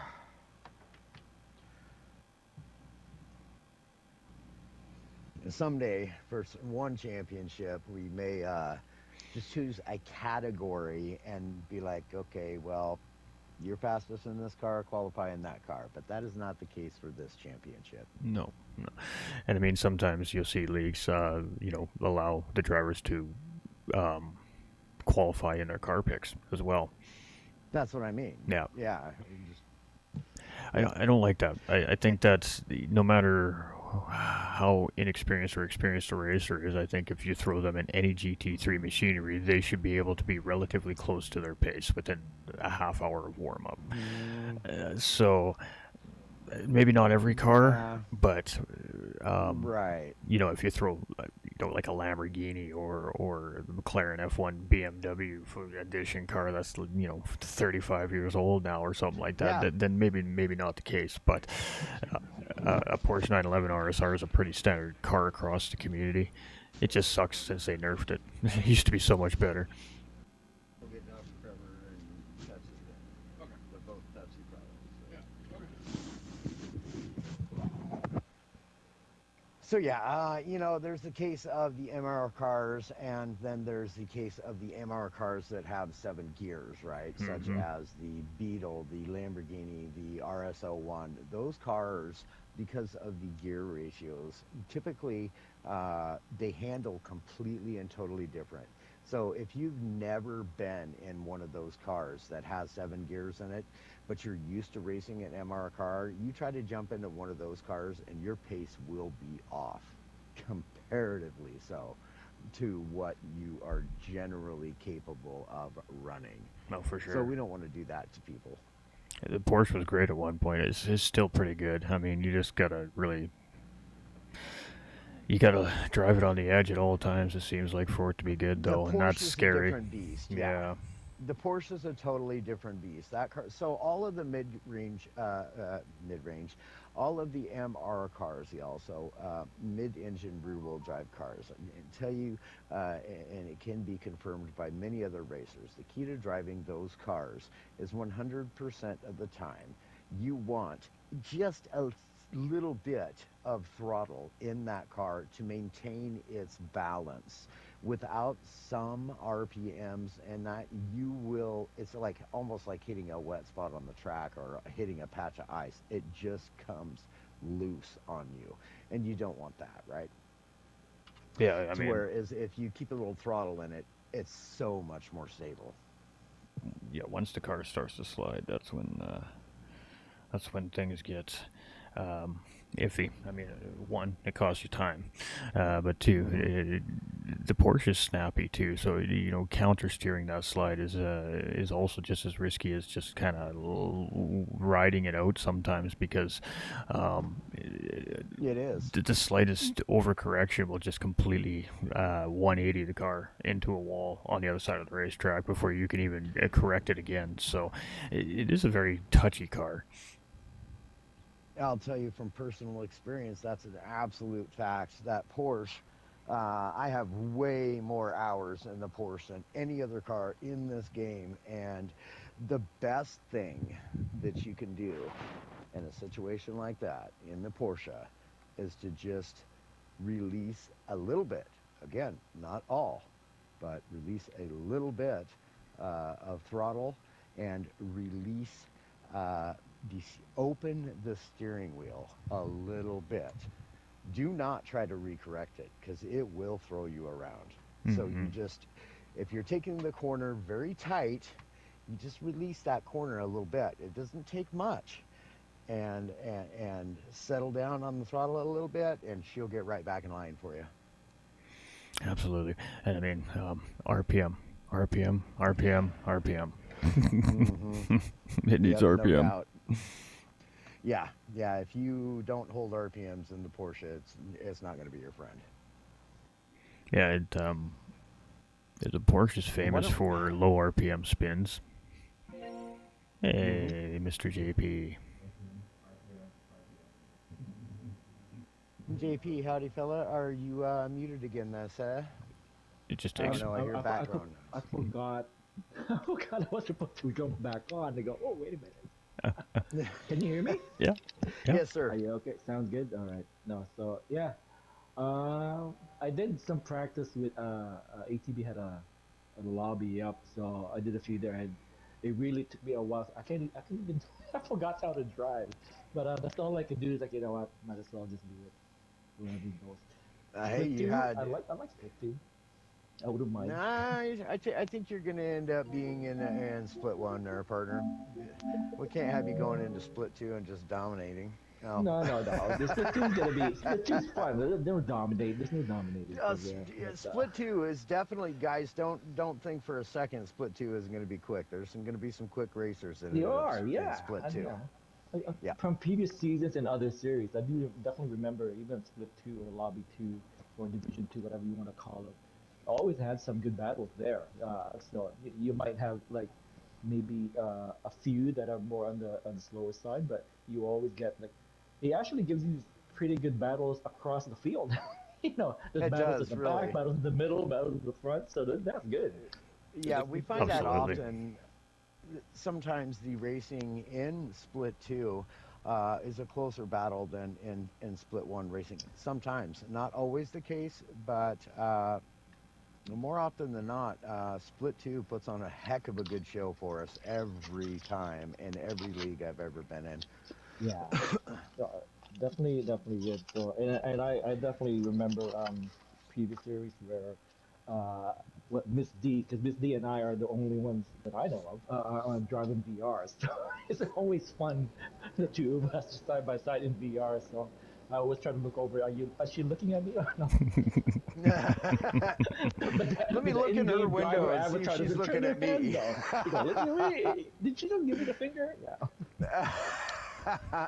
So we were giving you props on your livery skills here, sir, and we almost gave away some of your secrets, but we decided maybe we would allow for you to let everybody know about your accolades in the livery department, if you so choose to. There's no secret.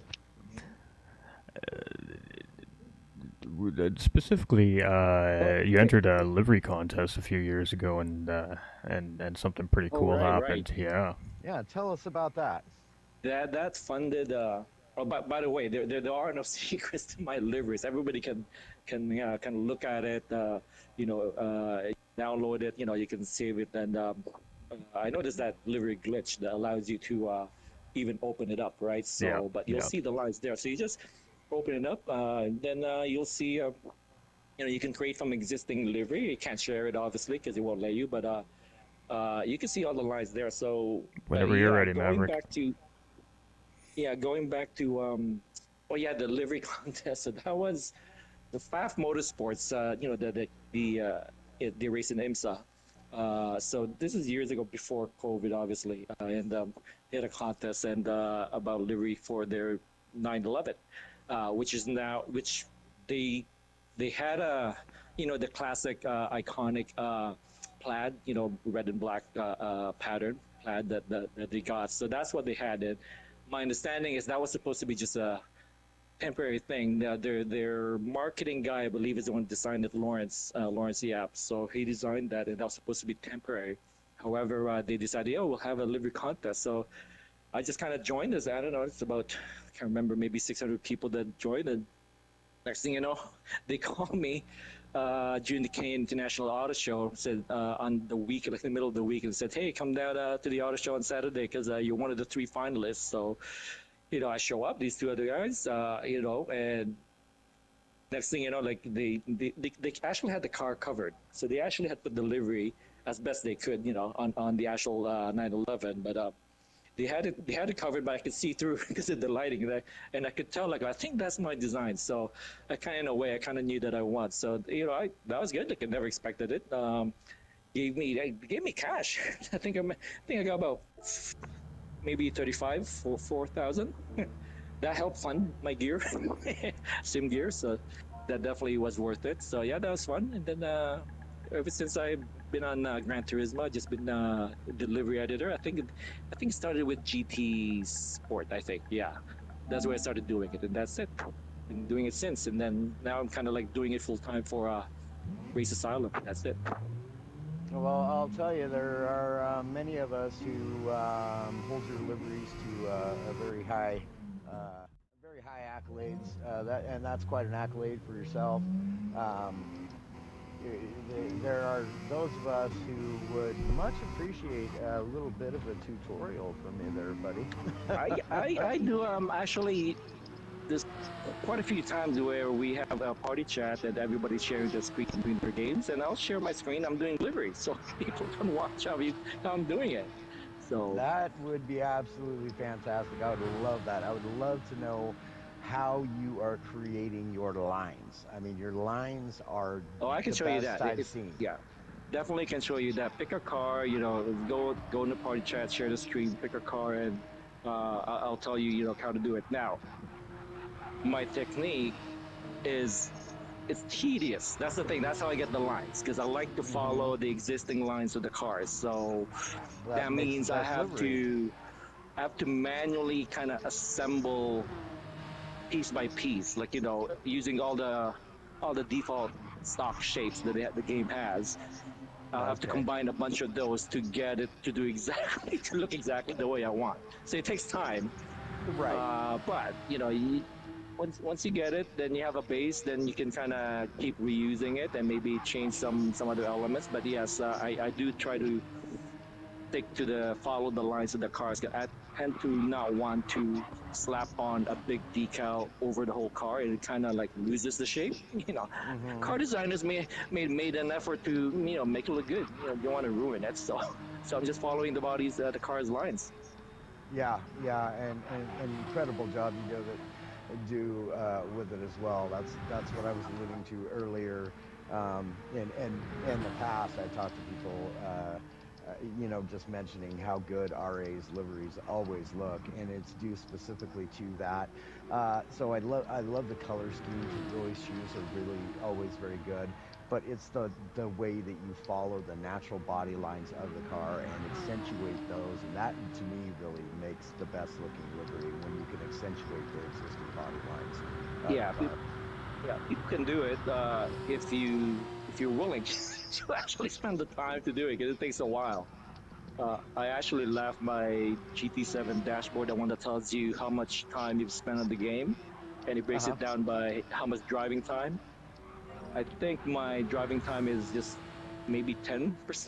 The rest of the time, delivery making takes a while. It takes hours. So, but now wow. I've gotten a bit of a workflow to it. So, and I just use base designs now, so it makes it a bit easier. So, and then make some revisions to it. So, but all deliveries tend to have a very similar kind of style. Not exactly the same, but same style. But I can tell you, and you probably know this, or everyone who does deliveries there's just some cars that are easy to work with, and some cars are just not. So, Oh, for sure. You betcha, you appreciate it.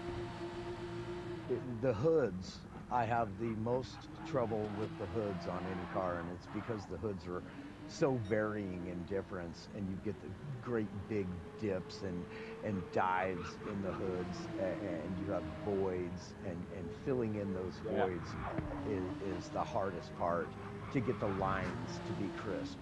So you almost want to avoid those sections, but you lost it there. a little bit. Thankfully, we don't have damage or anything on for qualifying. 'Cause that Well, would've this been, design's pretty good too. Maverick does have a little bit of net coating when he drives too as well. It's something that he's aware of, so some of what we're seeing may just very well be net coating. But yeah, it's not going well for him here right now. A 46.4 there. That's definitely off pace for him when he had a 39.6 outlap, and now he's got a half-second penalty here. So he's really got to get it right here in the last 2 laps for himself now. He should be able to take it. Be able to improve. He's a very good fast driver, so I mean, I suspect where he should end up. See, now that I'm seeing his GT7 name, I do recognize the name now. At least. Obviously, the YouTube name and whatnot just definitely did not. It just didn't click, like you said. NVR have lots of great drivers over there, so yeah, he's just one of them. Yeah, indeed, Mischievous. Some people, it really affects them qualifying, such as myself. I don't qualify worth beans. I'm much better in a race than I am at qualifying. And then to know that I your feel you there. qualifying session is being live streamed definitely adds a little bit of stress. A little bit, yeah. Oh, yeah. Yeah, hey, thank you. Absolutely. Pleasure having you. Appreciate you, JP. Thank you. Thank you. Good luck to the rest of the qualifiers. So I think you have this session and then maybe a couple more tomorrow, I believe, right? Just one session tomorrow It's- until needed, One basically. long session. Yeah. Yep. All right. Well, good luck to the rest. Where's Aaron? Is ATB not gonna qualify? He should be qualifying now. He said Potentially. later today he would be. Yeah. Oh, okay, that's good. That's good. Yeah. Okay. Good. So I'll watch him later on. All right. Awesome. So talk to you guys later. Thanks, JP. Hey, We thank appreciate for you. joining, partner. Have a good day. Thank you. Have a good one. All right, so we do have NVR Maverick. It says Star Shooter here on his PSN name. That's his PSN name, but he's NVR Maverick as well. And New Velocity Racing, I think is what that stands for. I may have gotten that wrong. I apologize to NVR if I got that wrong. But yeah, he's not. Definitely hasn't shown everything he's got currently right now due to the mistake that he made in the bus stop on the first lap, and then of course the not the bus stop, the carousel, and the penalty at the last lap here. So he really needs to just get it nice and clean here now. He is up, Yeah. but Not by much. Not like what we expect to see out of a driver of this caliber. Again, Pro-Am driver. This isn't a Pro-Am split over there at the other championship, keeping in mind. So I mean, he's not. Okay. He's so he's right about where he should be, maybe. he's got a little bit more in the tank, I think, and I think if he was in the Ferrari, he'd probably be showing a lot more pace because that's a car he's definitely comfortable with. But that's not what we're doing today. We're in the Porsche, Well, so and he's 3/10 up right now, so he's 1/10 away from being into the 45. Yeah. So he's definitely picking up the pace. Still got another one more to go yet. another lap to go. Yeah, after this, so we'll see what he can do. 7/10 up, down almost to 8. So there it is into the 45. So 45.697, y'all. So definitely stepped up the pace there considerably. Yeah, he had a really great final sector there. He really gained some time in that final sector on that third lap there. Yeah, almost a half a second in just that final section.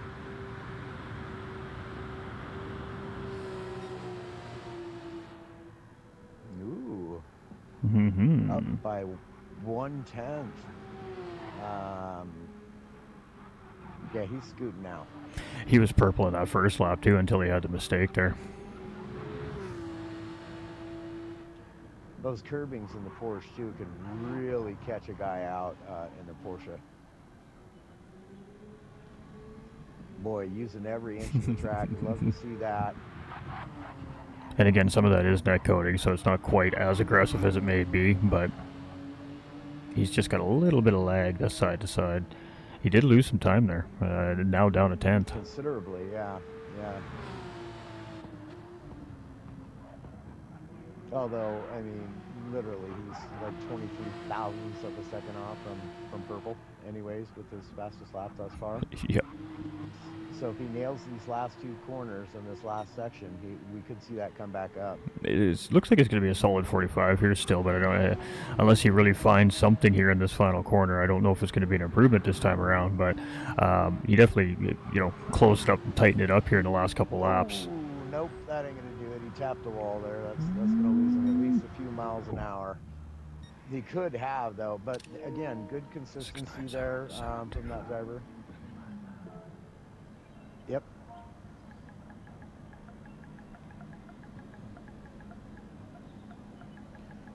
Good run, sir.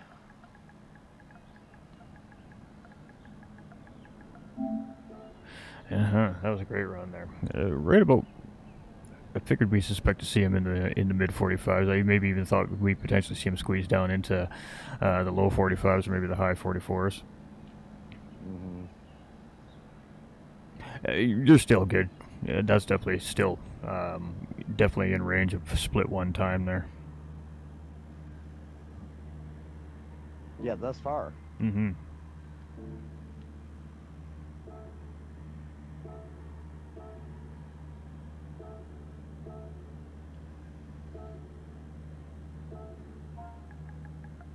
And Dark Cobra has now entered into the lobby. It's all good. It was still good runs in those last 2 laps. I know what you're capable of. Don't you worry, my man. We do consider what the drivers are capable of as well. And then he posted in the chat in the lobby your times. If you could just confirm that. Yeah. I've got the screenshot. I took a live screenshot. I did too, but want to make sure the driver is seeing the same time. I kind of figured as much, Maverick. Sometimes the driver would see a different. Yep. But that's why we. Time. That's right. That's why. If there's a discrepancy when we drop the sheets, and that's why the drivers should be taking their own screenshots. Yeah, please do, you guys. Definitely take a screenshot of your time before you exit out. Yeah, that's why we. There he is. That's why. If there's a discrepancy when we drop the sheets, that's why the drivers should be taking their own screenshots. Got to turn the stream down on your phone, Maverick. I hear you. Sorry about that. Yeah, all good. No worries, man. No, well done. You were super consistent there, and that gives us a really great idea. And plus, being a little bit familiar of your race pace and whatnot, we got you. You'll end up where you need to be for sure. Yeah, I mean, we're not going to have a lot of drivers that are going to be dropping 44 laps here this season. We might have maybe a handful of drivers that are going to be dipping into 44s, I think. Unless some super aliens just jump in out of nowhere, which is entirely possible as well. But even though, I mean, mid 45s are going to be a pretty solid playing for top split still. Yeah. I was just a little bit uncomfortable with the car in the beginning. I barely drive this thing because I'm more the Ferrari guy, as GT45 knows. So, yeah, we were talking about that. But I was just that first couple laps really was just me kind of effing around, trying to figure out what this thing can really do, and then push it the last couple. That was the whole purpose of that. But I don't know. We'll see. We'll see how it goes. I mean, it was very clear that you definitely had some pace in the sectors there. You know, it was just little mistakes, running a little wide here, a little wiggle there, that was just eating your time away. So it was just really small things. I mean, yeah, it was a pretty solid run. And I apologize for the little laggy as well. It's just, my connection just doesn't help it. And I'm still trying to solve that problem. But at the end of the day, as long as it's raceable with other people, then hopefully it's okay still. Yeah, I mean, you're not the only one. We have other drivers that have small side-to-side issues with the net coding. It's just the way the game is, of course. So, yeah, I mean, you've been doing a great job at getting it manageable in Sector 7. So we're not too concerned here. Yeah, I mean, it's not a huge glitch at all. So it's not something that's going to interfere with other drivers. We're not concerned with it. Absolutely not. I'm just. A little bit about me. I mean, of course, I'm, MBR Maverick. I'm, loving the Ferrari, of course, as Ghost knows, after commentating the last couple of races of mine. I mean, he was very impressed with the Maggiore race, weren't you? Mm-hmm. Yeah, that was great. Yeah, no, you had great pace.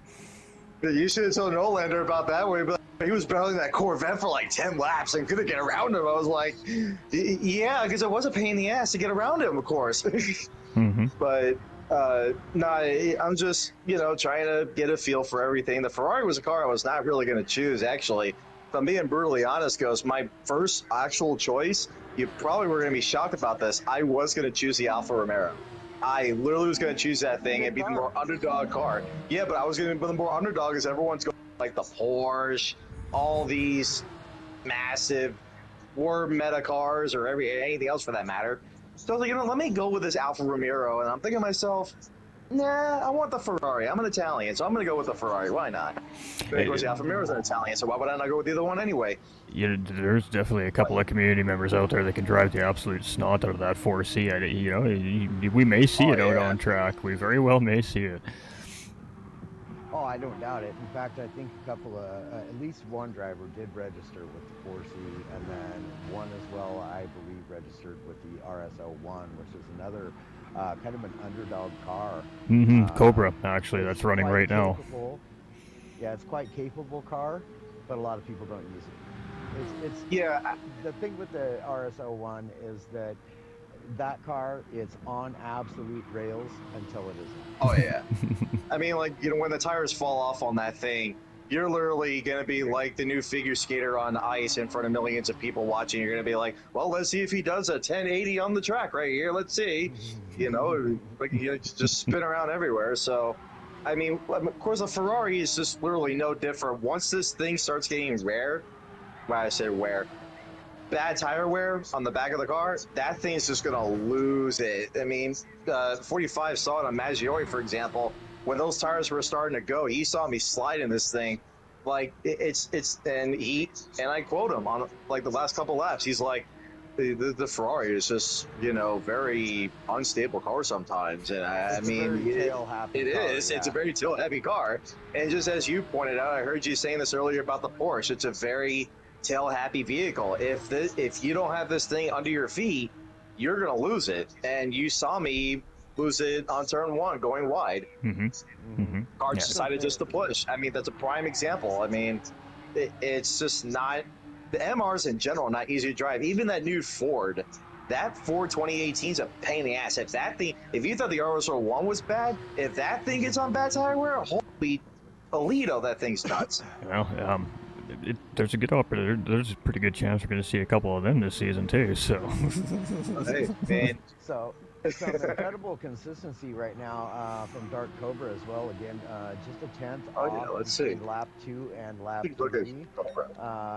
Dark Cobra looks to have been practicing a little bit. he has been. He's been working hard. Good pace here right now. He's been. It's a nice looking livery too.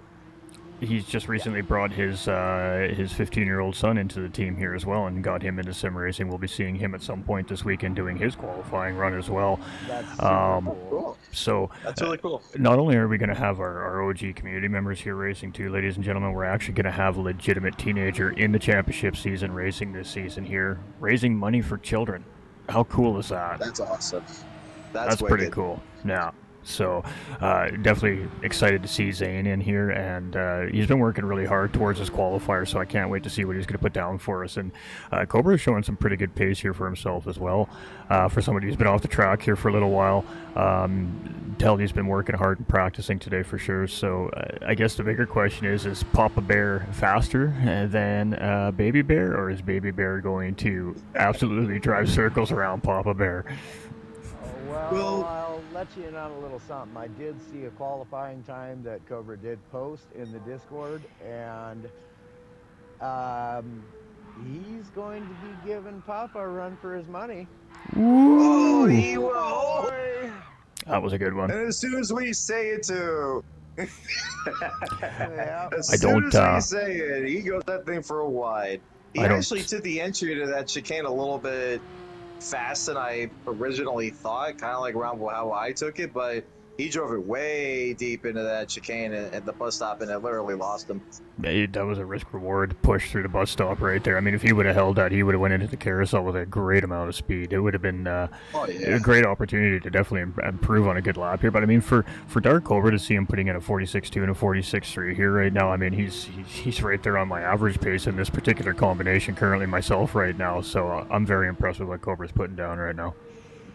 Yeah, he's on a whole nother level than what I've seen from him in recent times. Looks like he's really stepped up his game, put in a lot of practice, and that's something that as race organizers, as commentators, and so we certainly have an appreciation for guys who get on track and really push to make the effort, and it shows. And we always enjoy a good crash once in a while too. Oh, certainly. Who doesn't enjoy a good crash in racing? Now, half the people watch racing for the crashes. I mean, come on, let's get realistic here. A lot of people are just waiting for it to happen. Well, I mean, like, we've seen it many times in the S7R series where crashes are unavoidable. Actually, just recent, Ghost, I don't know if you were able to see this on your commentary for Barcelona for the GT2 race. I forgot what position it was. I think it was second or third, but out in front of like 3 other cars, and that almost was a big pile of wreck. That was scary. Ooh, Lord.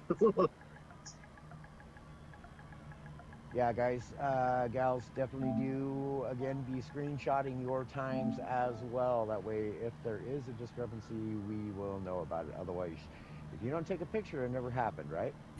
Pretty much. I actually forgot to take a picture of mine. That sucks. 'Cause I didn't know Sorry. about the difference. We've got the live stream plus the screenshots. I mean, We we do. are very well covered. We're triple covered right now, so there should be no need for it. But just in case, And then, it's always a good thing. of course, one of the admin staff and behind the scenes is also sending me screenshots of the live stream once they cross the start finish line on their final lap as well. So yeah, we have got it covered. You actually have another lobby up right now. Actually, that's for like qualifying practice, I think. And there was a couple other guys in there that were laying down some laps. Yeah, that's I expect actually ATB to come in and give us a good lap time as well. That's another kind of a little bit of an underdog racer. Has been racing with the pros for a while now and really stepping up his game as well. ATB has always been much faster than what he'll admit to. I can tell you that right now from having raced with him for years now. He's never happy with his pace. He's always out there pushing to try to get better, and that's the only way you're going to get better. Of course.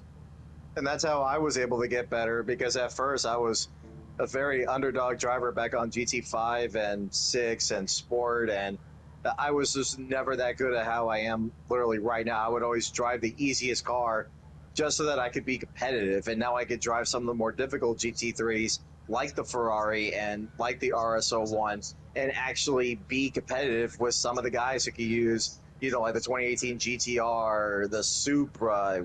We can go down the list. So absolutely. It's the same thing with my skill level, where I was completely not ready. There's Cobra himself. Couple good laps, partner. What's happening, fellas? Thank you. Yeah, good run, Cobra. That was all right. I was pushing a little too hard that last lap, and as you notice, we didn't see a thing, man. Nobody saw anything. No one didn't see you go through the dirt in the beginning, the last part of the bus stop. No one saw that. It's okay. Yeah, that's not on YouTube forever.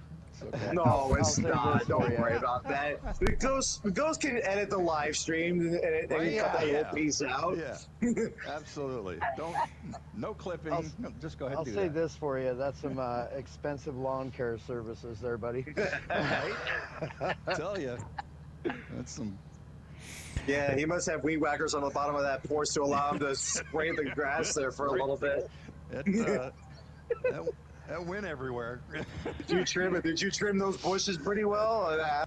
Oh yeah, no, they're gone. Totally took them down to the roots. Yeah, I saw that in the back of your car. They were trailing them across the track there, man. Yeah, it's all right. It's So is Cobra just alluding to? just testing the safety barrier. Yeah, there you go.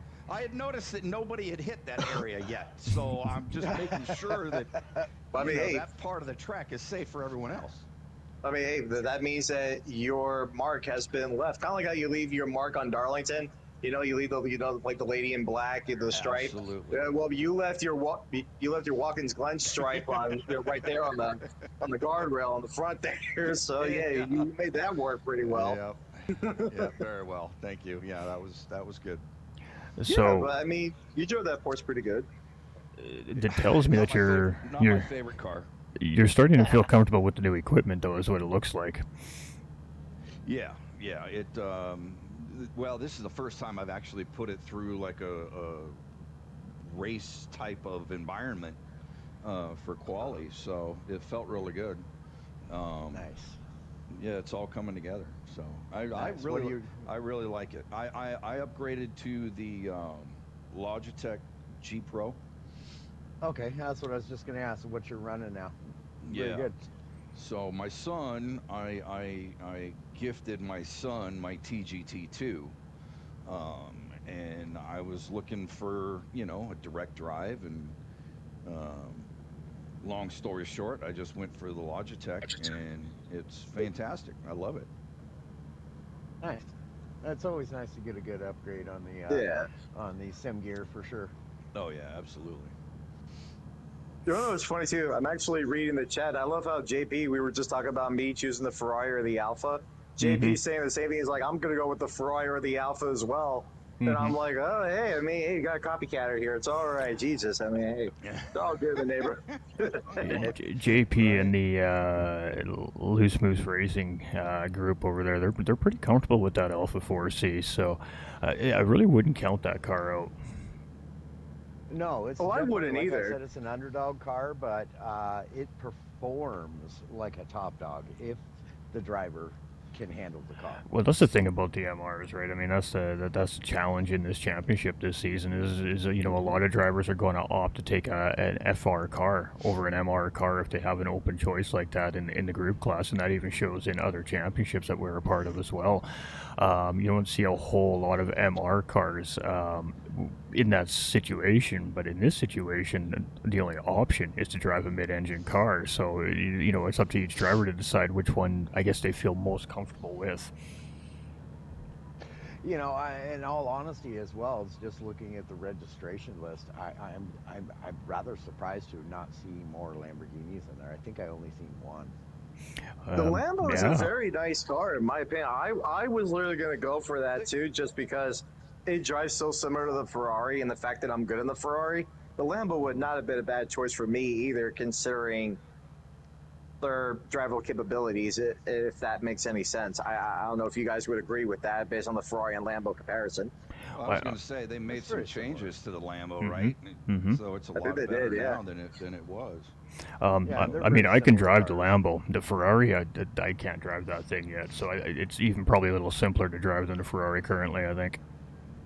Yeah, you said that specifically on the Maggiore S7R race. You said, I have no comfortability in that Ferrari. It's the one car I cannot drive. And I mean, it's not suited for a lot of people. A lot of people can't handle that rear tire killer. Especially, we were just talking about the RSL1. Same thing. A lot of people cannot drive that thing, but there are some drivers on this game that can wheel it just like an F1, which it has a downforce like one. Because it can take corners, craziness.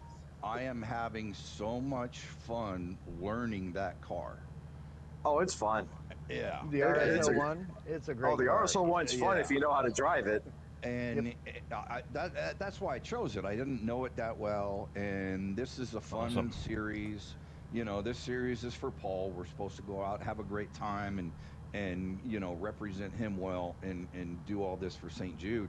So I'm like, you know what? Let me go out and learn something different, learn something new, and put my name on it. So, you know, I chose the RSL1. So it's nice to see that, you know, there's other manufacturers out there other than Ferrari and Porsche.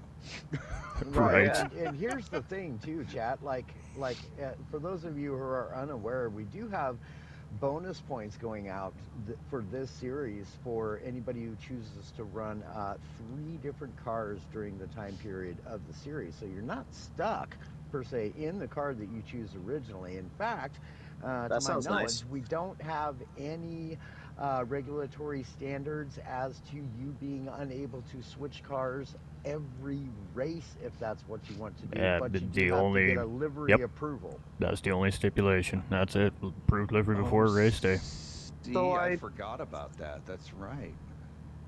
So I know this is only a qualifying lobby, but if I'm running the Ferrari, can I show you the livery so that I can make some changes for it later? Am I allowed to do that or no? Post it in the Discord? Is that what you're talking about? Or Yeah, what? that's probably No, like probably the best put place. Put it on the track right now, and I'll put it on the spot. You guys can see it. Discord's probably the best place. I won't lay a lap down. I'll just stay one part of the track. It's does it look like the one that you use all the time in Sector 7?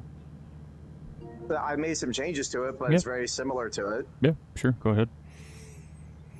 Go ahead, man. Going on. Nobody's on track qualifying, so Nope. I don't see an issue with it. It's actually a newer version of that livery, Ghost. It's a little bit different, but it's nice. I made some changes to it. Yeah, I mean, the only requirements we have in the championship this season for the liveries is the windshield banner has to have St. Jude's and a special decal we've made for the championship. Other than that, it's free reign for the drivers, as long as it meets within our regulations, and that one does. So. Very nice color combo. I have to say that. Oh, apparently you got it right. New Velocity Racing it is. Is it? Well, sometimes I get it definitely wrong. goes with the theme too.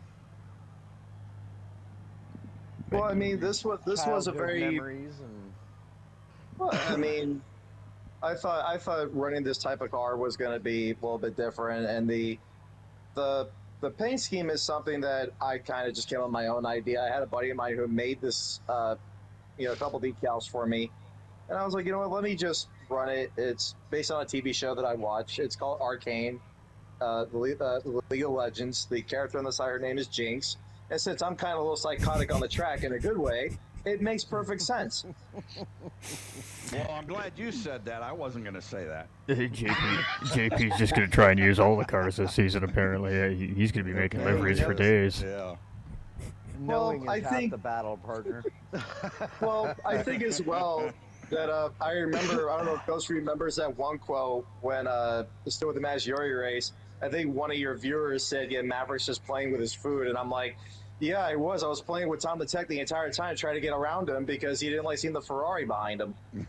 So, and I mean, like, yeah, I mean, like, I race people clean. I don't do any of that dirty crap. But when I get in front, I don't like to lose. I like to win, and that's why I push myself a lot to do good, especially in cars like this, because I want to prove it that they're good. Well, you're going to enjoy this split then. No, Yeah, you know, I mean, it's going to be a great series. Yeah. We have lots of very,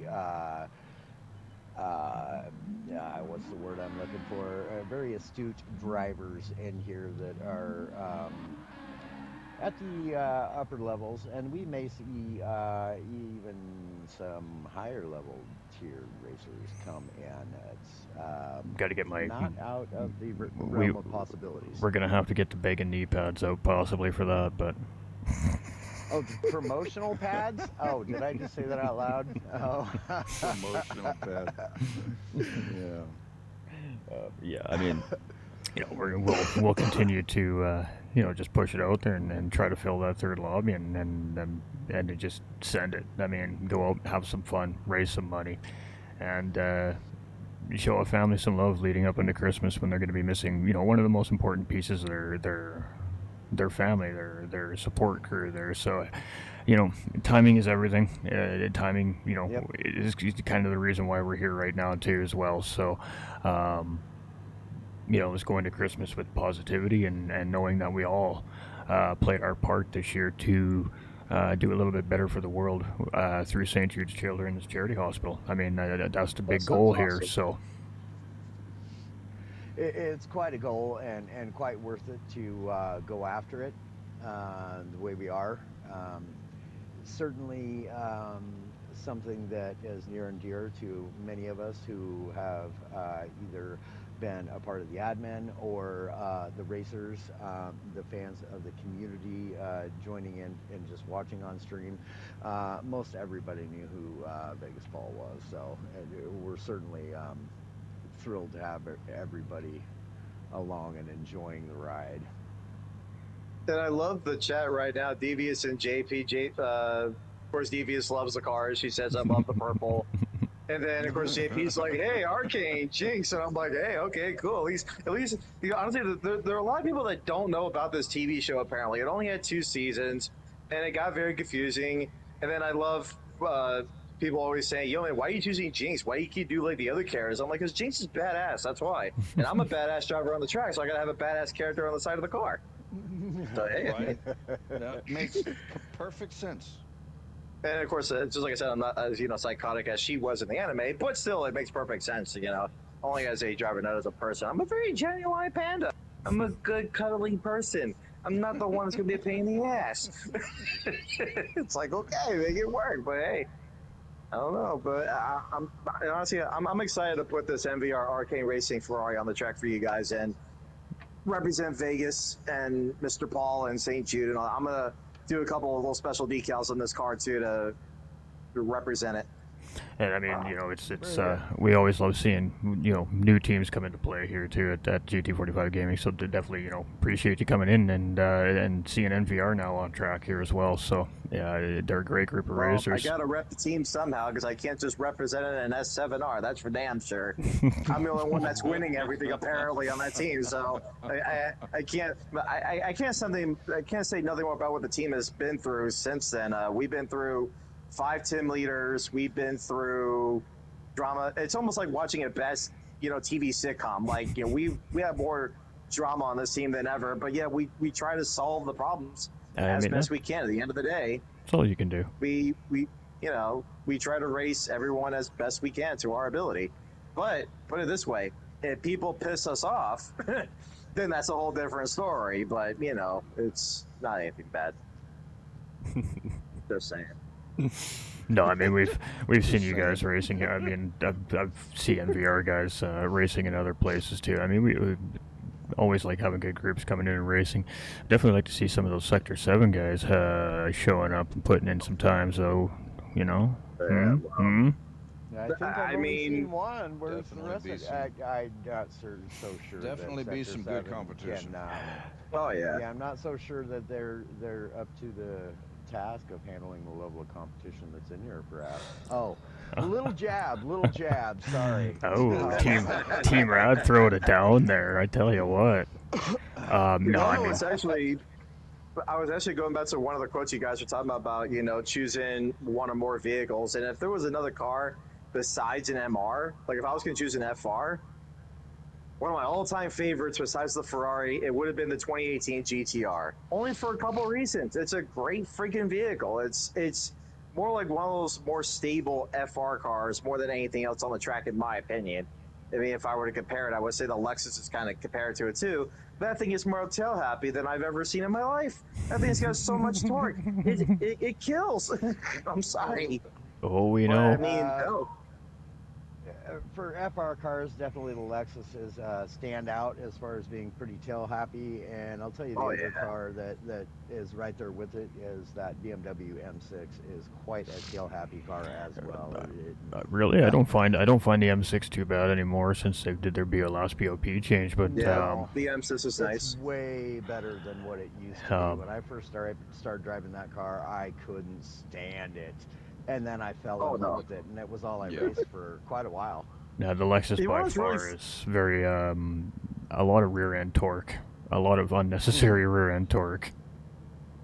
You want to know what's really funny is the fact that when those two Beamers, when I first saw them, I was like, being really stupid here, and I'm being brutally honest, I did not know what was the difference between the two besides the names. I don't know if it was a driving style of the car, or they're just both the same, but two different names, but it's the same damn car, or is there actually a difference to them? No, like no, the M6 there's two Sprint. M6s, right? You got the Enduro and you got the Sprint. So I mean, is there a difference between those two based on driving, or is it just because they're the same car, it's two different sponsors or style of the car? Statistically, that's where it kind of lost me. On paper, when you compare the stats from two of the cars against each other in the Gran Turismo detailing, when you go to change a tune, for example, the stats are identical. However, though, with that being said, the Sprint, I believe, has a faster acceleration rate, and I believe the Endurance has a better top end. That's what I was kind of leaning towards. And I felt that difference. I just didn't know what it was in the beginning when I first knew about those two. Well, and the only difference visually is that the one has the yellow headlights and the other one has clear. The Endurance model has identical car. The Endurance model has all the Endurance racing lights on it, so to speak. Mm-hmm. So also you got another driver in here. Is he registered? Mad Skills? I didn't even see him jump in. He jumped in, but he's not kicked in. My bad, I didn't see him jump in. He just jumped in. Oh, okay. Yeah, he only jumped in about a few minutes ago. But, hey, I mean, let's see what he can put down, my guy. Vroom, vroom. No, I'm kidding. Jesus Christ. Sorry, I'm hyper. I just had a whole 14 ounce of cookie dough ice cream. I'm freaking hyper right now, so I mean, hey. Oh no, Ghost will tell you sometimes. Like I'm like, I don't know if he knows my personality, but I'm a little bit of the character and voice wise. I could do Yoda right now. You guys wouldn't know it was really me. Like that would be hilarious to say. Oh, Egon, another SR driver. Yeah, the yellow tinge makes it a little heavier. Oh yeah, actually, you know, JP was touching base on. He thinks how him and only Misdevious for the VR2 drivers. Egon is also a VR2 driver as well. Yeah, we'll have Egon joining us for qualifying tomorrow, I believe. He's in the lobby now. Oh, Egon just jumped in the lobby just now. Very good. Yeah.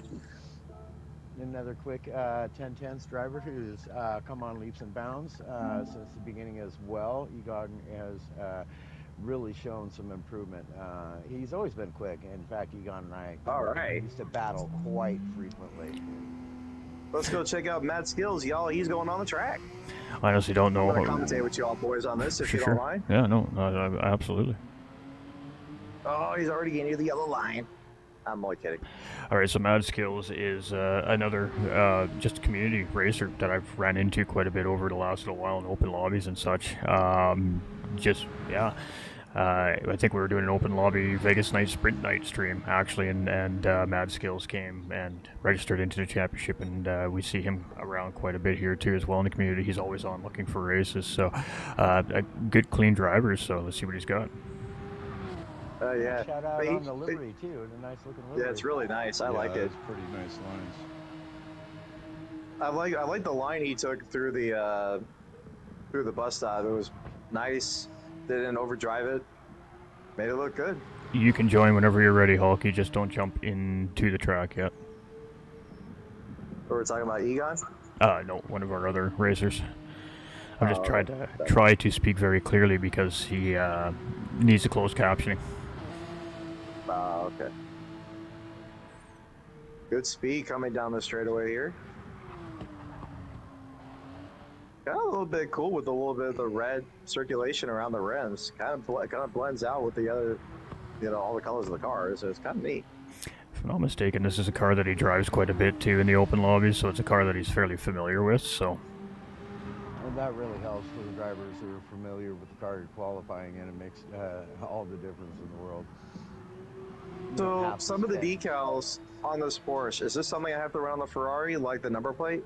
Nope, number plates and that aren't required. There's that little circled 7 is actually required on the windshield banner somewhere, and then St. Jude's is also required on the windshield banner. Other than that, everything else is free game. Oh, okay. So the number plate's fine, so I can create my own or something, or... Yep, or we do have number plates that we've made for other championships that can be used as well. Okay. But just the St. Jude's, is that also searchable? Yeah, that's in St. Jude's is in game. Yeah, all you got to do is just search charity, and it'll pop right up. And then the decal for the number 7 we have posted in the Discord server. Oh, okay, like that, the one on his windshield. Yeah. So it'll also pop up if you just search No. Why do people just jump on track? Why can't people read? Person's getting on the track. I'm sorry, Cat. Well, I mean, it does a couple of things too, right? I mean, we're also watching a qualifying run, which we need the information from, and I've got to jump off track. I got you. I'm watching. The one thing that I find really... Oh, I actually meant to ask. So the number I want to run 45 is the same number I run on the Ferrari. Is that taken? We'll have to check in the number list. Okay. The number list is growing, so you definitely want to go in there and... Well, I put the number that I run for the S7R series. I thought that would be wise. But if the number has to be changed, are you registered? Then I'll change it. You need. This is a registered series. Well, I mean, Devious said I could run. No. I'm talking to a viewer in the chat. Sorry. Oh, I'm sorry. Yeah. Yeah, Kat. So this is qualifying for the series that I had alluded to. Oh, she's, you know who she is, No Wonder? Okay, I'll let you handle this Yeah, then. that's our first female driver to join Team Rad, and then you joined alongside as well. Gotcha. So yeah, this is qualifying for that series. If you're wanting to run it, absolutely, we'd love to have you. Get registered on simleadpro.com. Yeah, we're in an official qualifying run, Katie. It was nothing personal. It's just we have a driver literally in the middle of an official run, and by you coming out on track could potentially interfere with the driver's run. So it's just easier to remove the driver because it's the quickest option. Yeah. Nothing personal. No, not at all. And I don't see the name of right the. now. Matt Skills looks really nice right now. No, His he's first laps are 145.7. He's not far off of me. he's like I said, he runs his And he's car long. a lot. So He's up pretty good. He's up 3 tenths. This is gonna be a low 45 like you were expecting me to do. yeah, we just don't want you to think that we don't like you and just kicked you out or something like that, right, Katie? We just want to make sure that you're aware of why it happened. Is all. So we do appreciate you coming in and asking as well. A lot of people won't come in and ask, right? So they'll just be like, "Oh, what a piece of beep beep beep," right? So Good lap by Skills here though. 145.5. we may potentially see him maybe get into a 44 here. I mean, let's see if we find another improvement here on this third lap. Again, He was very comfortable with this car. I see him in this car a lot for how much I know about him anyway. Well, he's purple up right now for sector 1. Yeah, Kat, if you're interested, jump in and get registered on SLP. We'd love to have you join, and I know this is your car, so you do quite well on it, I'm sure. And we also have another qualifying session tomorrow as well. So I mean, there's no rush to do it today if you're not quite ready yet either. Right. And then, of course, like we've been alluding to throughout, qualifying doesn't have to be done today or tomorrow. If people need a little extra time, and if people are just unavailable this weekend, we can get you qualified. One of our potential fastest qualifiers may not actually make the live qualifying today. May need a private session as well. So. Right. Yeah, I know. Well, let's see what Skills can do here. Very clean. He's on pace for, yeah. He's on Purple. pace, that's for sure. Another purple, and he's really bringing the times down. Yeah, he's cooking. He's clean. Cooking right He's now. nice and smooth. You're not Yeah. seeing a lot of erratic movement. You're not seeing a lot of body movement in the car. He's very, very That crisp. might be it right there. Very close. Yeah. There it is. Very 45.4. Really good job. Very consistent times from this driver as well. Mad Skills showing showing us Mad his Skills. here. Yeah. We love to see, just the racers coming from the general community that do the open lobby racing getting involved in this stuff too. I mean, some of these guys may have not done this yet as well, right? This may be their first time, so this could be a whole brand new experience for some of these racers as well. Up on time again. See how he does through the bus stop. Very clean, very clean. smooth. Yep. That's Wow. A good entry. That'll be a penalty. That Really probably just hurt it. wide. That's a pen. That's definitely a pen. Yep,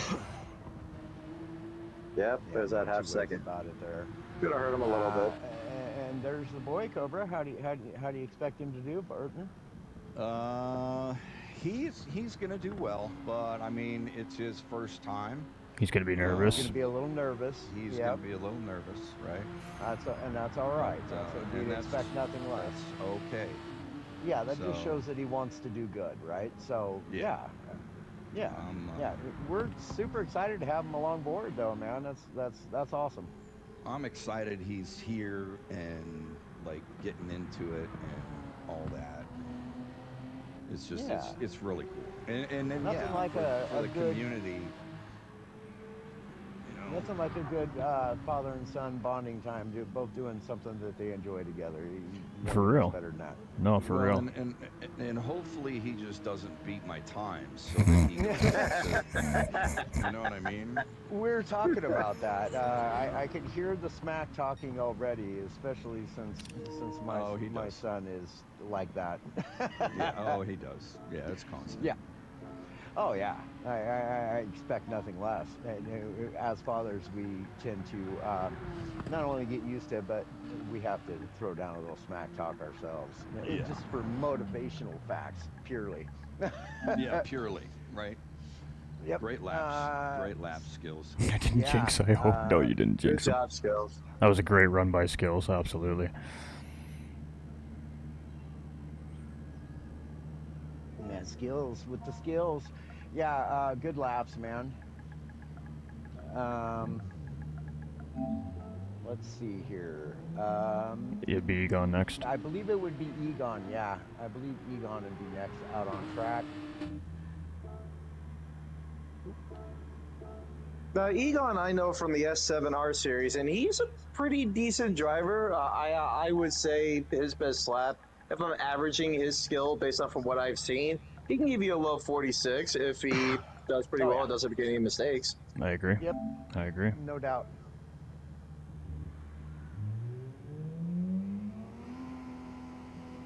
Yeah, like I say, Egon is a driver I'm very familiar with.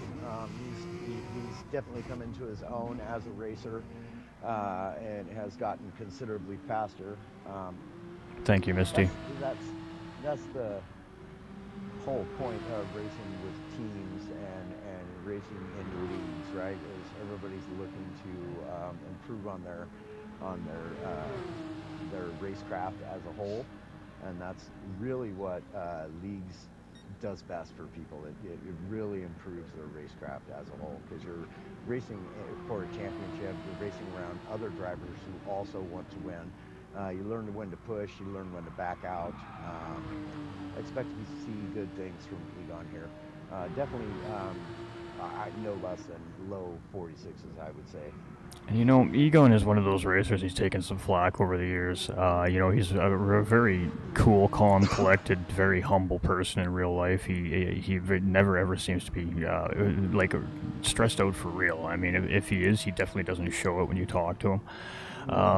You know, so he's had a tough go in the last 2-3 years as a sim racer. You know, he just made some mistakes on track and stuff like that, you know, and unfortunately that haunts you sometimes. So, you know, it's nice to see that Egon just continues to push through all that drama that can come from racing sometimes, and you know, just buckle down with 10 tenths in the group and the family and just keep doing what he's doing. And he really loves to race, so we're really happy to see Egon out here this season, and we know he's going to give it 110%. So I absolutely enjoy racing with him and against him, because every single time if we're in the chat and we're racing, he's always saying something. You know, he's always goofing. It doesn't matter. You know, he just goes out and he has a great time with it, and it makes it that much more enjoyable. You know, even if you're having a bad race, to hear him, you know, joking around, having a good old time about the whole thing. absolutely. Yeah, And I mean, lighthearted about the situation, Yeah. and as GT45 was alluding to, his stick-it-to-itiveness. A racer's got to have some gumption. You can't have any quit in you, and we rarely run across a racer within our communities that has any quit in them at all. just for something like this especially. Yeah. Somebody that comes to mind when I speak of having no quit in them, we'll see qualify here real soon. That would be in the form of Hulky. That guy has no quit in him whatsoever. Hulky's an amazing dude. For an entire race, he really is a great guy. I love Hulky. Our friendship, you know, has grown over the years. Another racer that we've been racing with for pushing 5 years now. A little over 4 years. And I can tell you, chat, Hulky is not here for GT45 gaming. Hulky is not here for Nolander gaming. Hulky is not here for the thrill of GT7 sim racing. Hulky is here for Paul Blomstrom. Yep. Facts. He has come out of GT7 retirement to come and race his championship with us, so we are super, super happy to see Hulky here. Hulky himself is a legend within this community as well. Hulky has a story. It's not our story to tell, it's his story to tell. However, Hulky has hearing issues and has been plaguing him for his entire life. And, you know, he is the same thing. He just pushes and he doesn't stop and he doesn't give up. And he just pushes out all the bad juju and he tries to turn it into positive energy. And it's people like that that really are truly amazing. And Hulky's been an original member of this community for as long as I've been content creating. So as long as I've started GT45 Gaming, Hulky has been here along the ride with us through the good, through the bad, through all the fun, and through all the drama. I'm so happy to see him back this season. Really, really, truly happy. Definitely another treasured community member for sure. So, not knowing much about this series, what's it really about? Like, you know, when do you guys actually do the racing? October 12th will be opening round. Of course, we'll be making all these announcements in the Discord server. I've given you your roles, so you have all the sight lines on the championship channels now as well. Everything is within those channels. They're 1 hour races. There's random weather, with the exception of one race this season. We do have a predetermined wet race this season. Other than that, it's random weather, and it's 3 times tire, 3 times fuel, and tire strategy is wide open. Yep. And when we hit another lull in the qualifiers, we could bring up the graphics of the schedule and let everybody, we'll go through that for you guys. So just so you can get a look at it today, without having to go into Discord or whatever, just so everybody's aware of kind of what type Come of on, schedule Egon. we're going to be running on. It's going to be 47.7. Egon's a busy guy. Egon has a pretty cool job. I'm not going to get too much into that right now, but you know, he's a corporate man, so he's a busy guy, and you know, Egon genuinely really cares about his family. Him and his wife they have a very great relationship. It seems very strong, and it seems like it'll probably last forever. And you know, they have either his mom or her mom living with them as well right now. They're taken care of, right? So I mean, Egon's a very busy guy as well, and track time can be difficult for him to get here as well at times. And great looking livery on that there. I was just been I've been trying to pull it apart. There's so much going on in that livery at one time, right? There's a lot in it, and I love it. It's very complex, but very fun. I'm a big fan of a lot going on in a livery, as you can tell from looking at any one of mine. Has Jakey reached out to you? He wants to make sure that he gets a version of the Paul RCZ. Yes. Okay. I actually, JP is actually working on that for us. Oh, you're a legend, JP. Yeah, Who else? JP, that's Who a else good looking other than one. JP? Pokey says, I'm happy to be back. Hey, man, we're ecstatic to have you here for this, man. And I'll tell you, you were one of those guys that I knew would be here. Yep. No doubt whatsoever that you were going to be here, whether or not you had made your retirement from Gran Turismo or not. We knew you'd be here. Yep, I had a suspicion. I did. There we go. He's finding it now. He's starting to get comfortable here a little bit. Ever since Egon has jumped into the PSVR 2, I've actually found that his pace has diminished slightly. I think he's still just adapting to those changes a little bit. He's probably, I would say, about a half second off his normal typical pace that we'd see out of Egon. But again, that just might be due to lack of seat time currently as well. Well, and he also recently got butt kickers. So he's got butt kickers on the bottom of his seat now. Aha. That'll be exciting. JP, if we're not already, I think we are, shoot me a friend request on PlayStation. I have the original livery, and like I told Jake, you are more than welcome. I would love to see a recreation of that livery. It was a livery that I made for Paul. Paul meant a lot to Jake as well. JP, an absolute legend.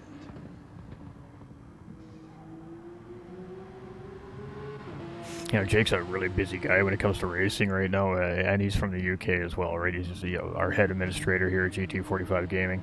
I didn't think he was going to race this championship, but I think when he found out what the championship was about, I think that very quickly changed his mind.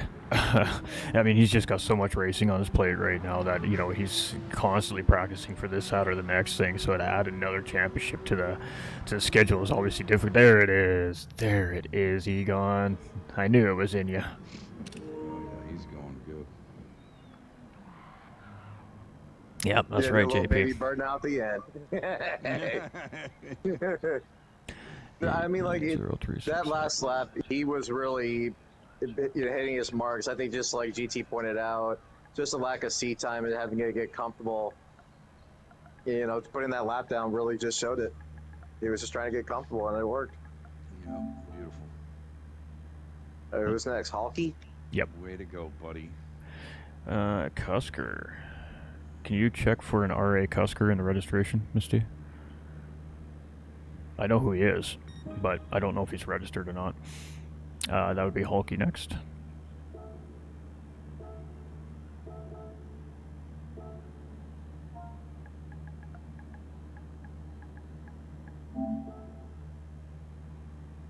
Great job, Egon. Way to go, Egon. Love seeing it, buddy.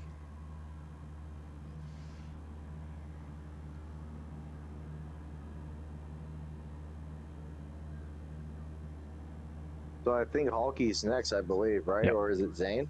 Hulky. Zane will be after Hulky. Hulky, the Hulkster. Actually, Zane may have got in before Hulky. Actually, you could be right there. I think he did, but let Zane stew a little bit. R.A. Cusker, what JP's got. Already? Yeah. All right, here comes Hulk. That's a beautiful livery. Look at that thing. Oh yeah, Hulky. Hulky takes a lot of pride in his paint work as well. That's pretty. Very pretty. Black Falcon on the side of that thing. There you go. Woo. You ever heard that old phrase? You ever seen a decal that says, "Hey, the more stickers on your car makes you go faster"? Yeah, I mean, hey, this might be useful. He's got a lot of stickers on this thing. Might make that Porsche go wicked fast. One of them has a nitrous button. My only concern is all the Bilstein on the side of that car might get me copyrighted.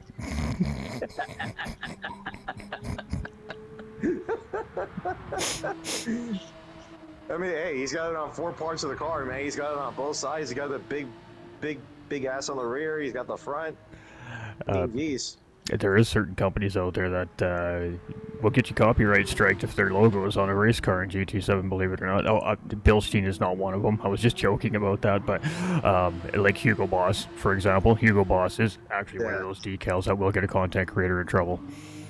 They're highly protective of their label. That Red Bull is another example.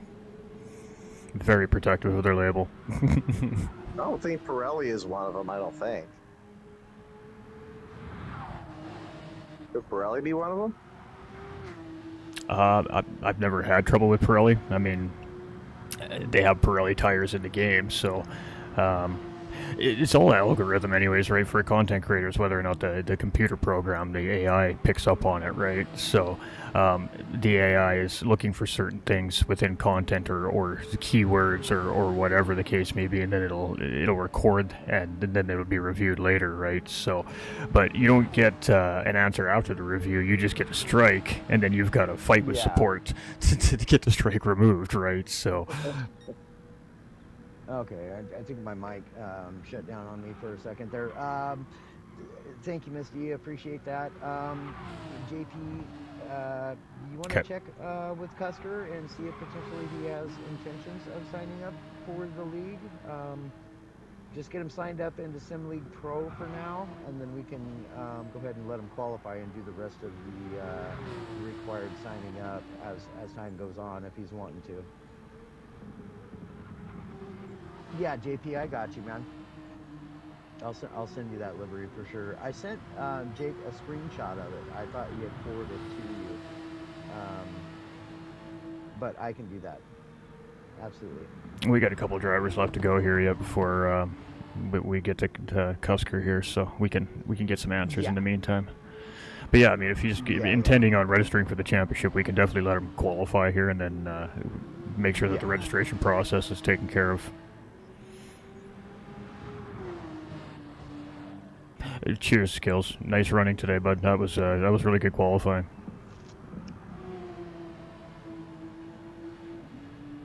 Yeah, definitely nice to see some of the people who are joining into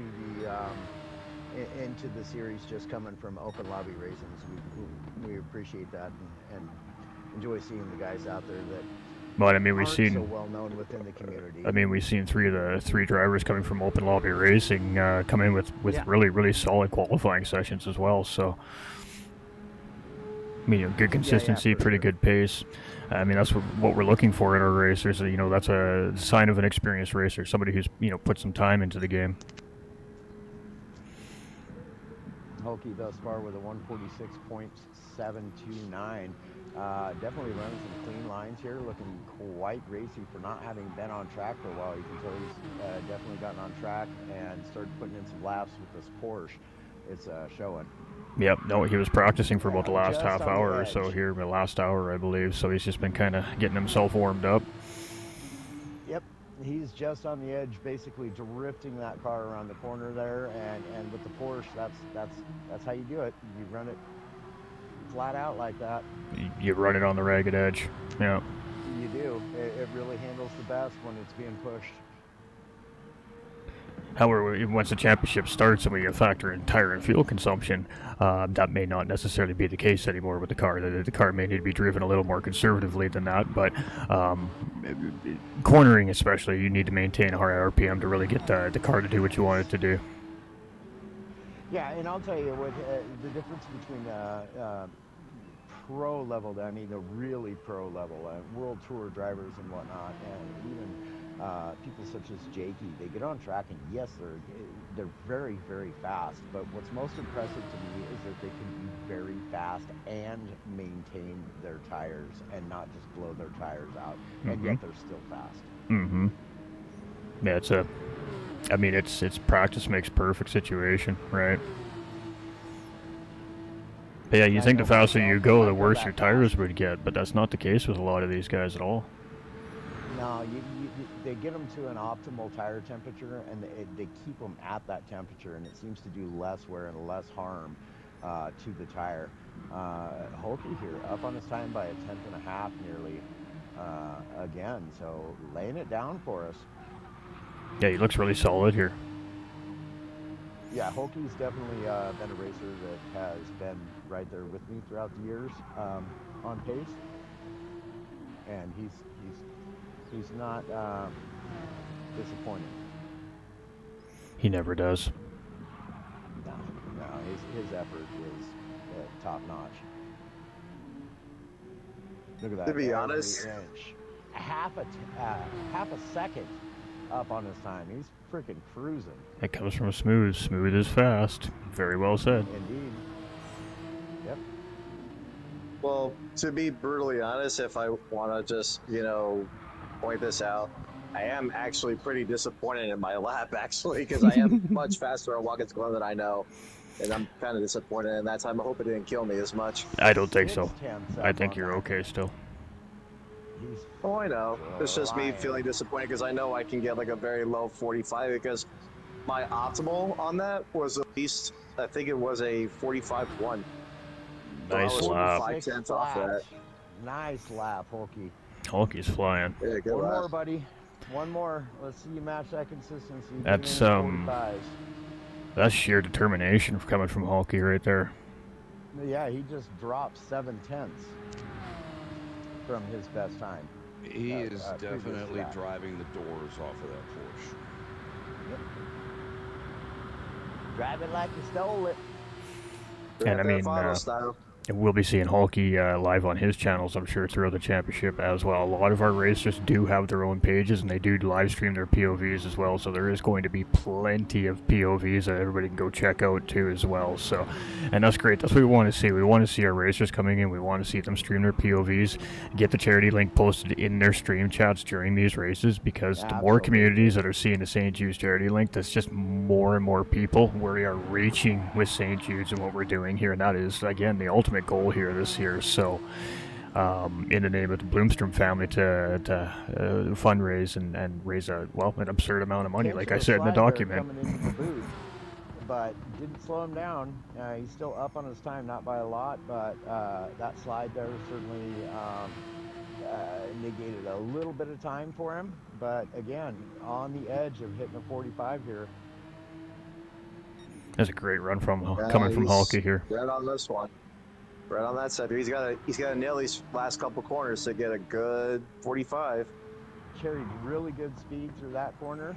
All right, thanks, Yeah, JP. I like it. Ooh, boy, That was howdy. Good close. speed coming out of there, too. Nearly took the wall, so we like to see. Great so job. Close. That was a great job by Hulky. Very good. 146.030 and a 146.140. Very good consistency. 46.0? as well. 46.0 what? I love seeing pushing like that. 46.030 Okay. and 46.140. Thank you. No, that was a great run from Hulky. That's not what I was expecting to see out of Hulky, to be honest. Okay. Way to go, Hulky. Apparently I sent a zero or something. Burn it down, Hulky. Burn it down. I don't know. I said unsuitable language, apparently, chat. I don't know. Really? Let's see. Let's see if Hulky can burn down this car. You know, he's got to burn it down. Burn them rear tires. Hopefully he'd do a burnout or something. It was to celebrate his 46-0. Like, Alright. yay! What was it? 146 what? Let's see if it'll let me do it this time. 146.030 and a 146.140. 146.140. I don't know why I wouldn't let it. Told me I was swearing or something last time. Yeah, entry contained unsuitable language. It cannot be used. Too funny. Sorry, your language is inappropriate for this lobby. Please exit the room. Oh, that's funny. All right, Zane. Let's see what he's got. Zane, bang, bang. Let's see what he's got. Oh, you chitty chitty bang bang, insane Zane. All right, ladies and gentlemen, this is a 15-year-old kid Cobra. Am I correct on that? Yep. This is Cobra's this is son. Baby Cobra. This is Baby Cobra. Okay. Insane Zane. He has been playing Gran Turismo for what, about a month now? Something like that? Probably like 2 months or something. Yeah. And been on the wheel for about a month. he's going to come and sweat it out here with us at GT45 Gaming. Buddy, come on. So let's get a hashtag Zane up in the chat. Let's get this boy hyped up. Hashtag Zane. Let's see what he's got. Give the kids some support. Let's go. He has been. Come on. He has been. That was a great run, Hulky. Consistently getting down. See how he handles his. Nice there. It's just how he handles his nerves. It's the first time he's ever done anything like this, right? So, you know, let's. Good lines so far. He's looking on point. Lost a little bit of speed coming out of the bus stop, though, but he got it good enough to where he was able to carry it. The bus stop is his Kryptonite? Achilles heel right now. Or it's his kryptonite? But then, I mean, for brand new drivers, it is. You know what I mean? The bus stop nerve-wracking. It's yeah. You want me to go how fast through there? Yeah, exactly. But, is it capable of doing that? The car really is capable of doing that. Okay, Uh, let me try. JP had posted. It's gonna be a big learning experience. That he's been getting some lessons from multiple drivers, not just me. I mean, Ghost is giving him a little bit. Jay Set's giving him some. Roses has been coaching him from RA. So everybody, and that's where I got to thank the community. Everybody has been so welcoming to this 15-year-old kid that, you know, wants pretty good to OLAP. just have a good time. So, yeah, and that's what it's all about right there, the community coming together and helping raise up the young folk that are wanting to get into the sim racing and whatnot. And again, like I say, you'll find no better gaming community out there in the world than the sim racing community. No, Where they yeah, all come together no and doubt. lift people up. And sure, there's competition, but it's good, healthy competition, and that's what Right. drives a person to get faster and faster. Right. Yeah, he has no experience when it comes to the racing aspect of things, so it's going to be definitely a learning experience for him, and something that he's going to take away for quite a while. JP comes in the chat and says, Cobra, a bunch of us are committed to get Zane to be faster than his old man. Well, hey, Cobra, right now, your son's looking really nice right now. He's got a pretty nice, decent lap going in for a rook. Hey, he's going to get a nice little lap in here.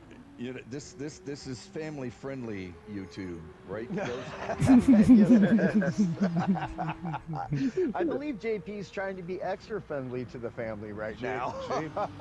JP is definitely on the edge of something.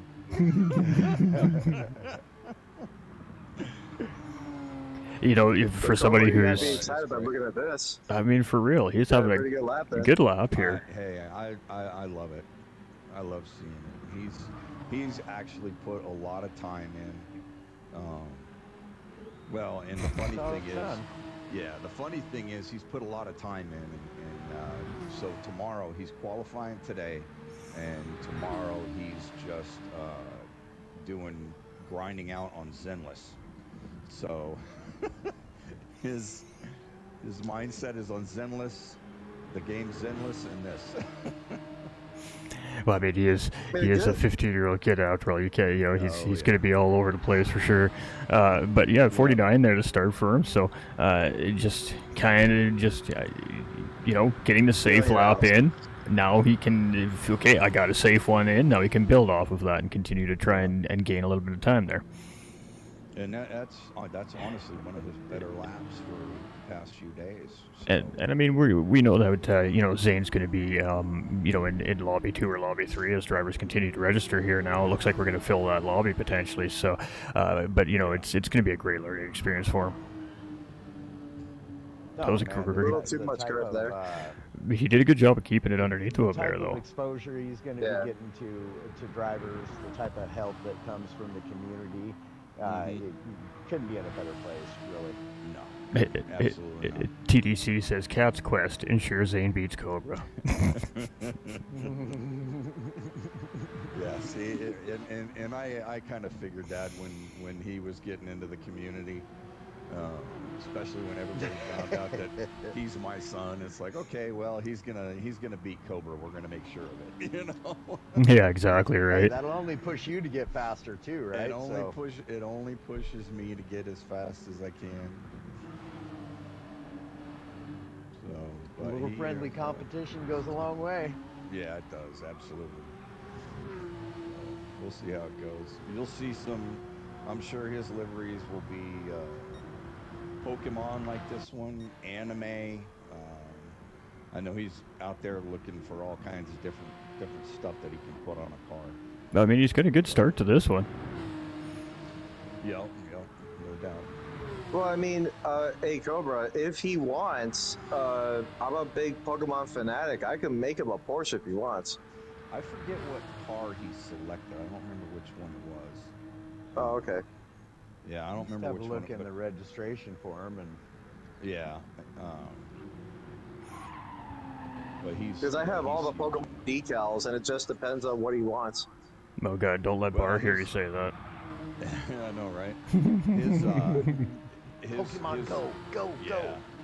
His favorite is Demon Slayer. Yeah, I mean, hands down, Demon Slayer is his number one. Gotcha.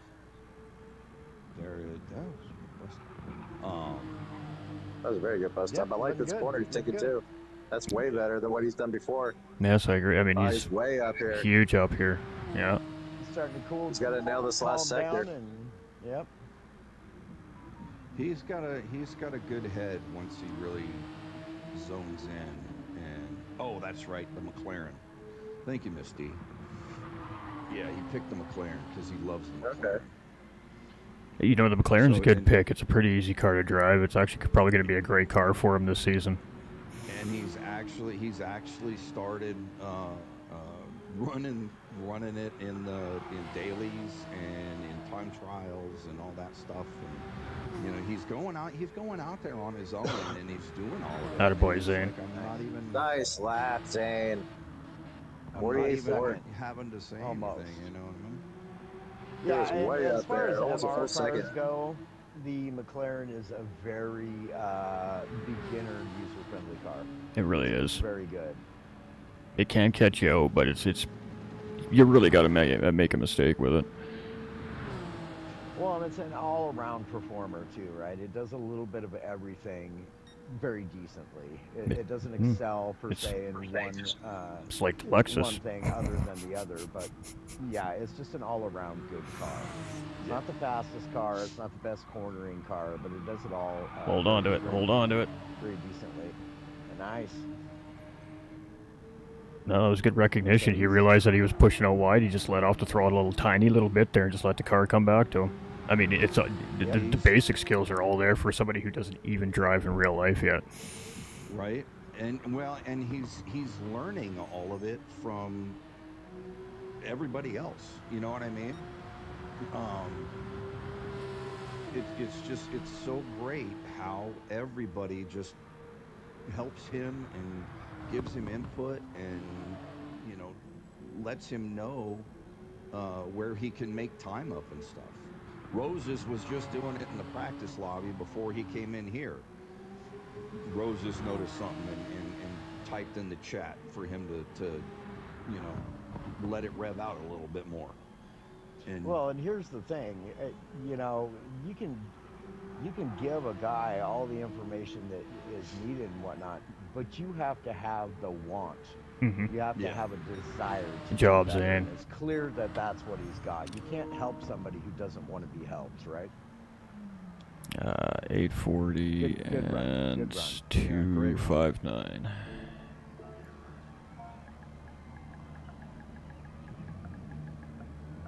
Screenshot captured. unbelievable kid.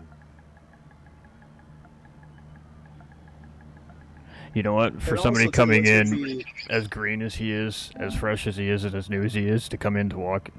Apparently, I can't type numbers in anymore today. Apparently, I've gotten myself into trouble. Yeah.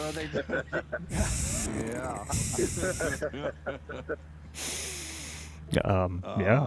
Is Cusker still in here? I don't know. Okay.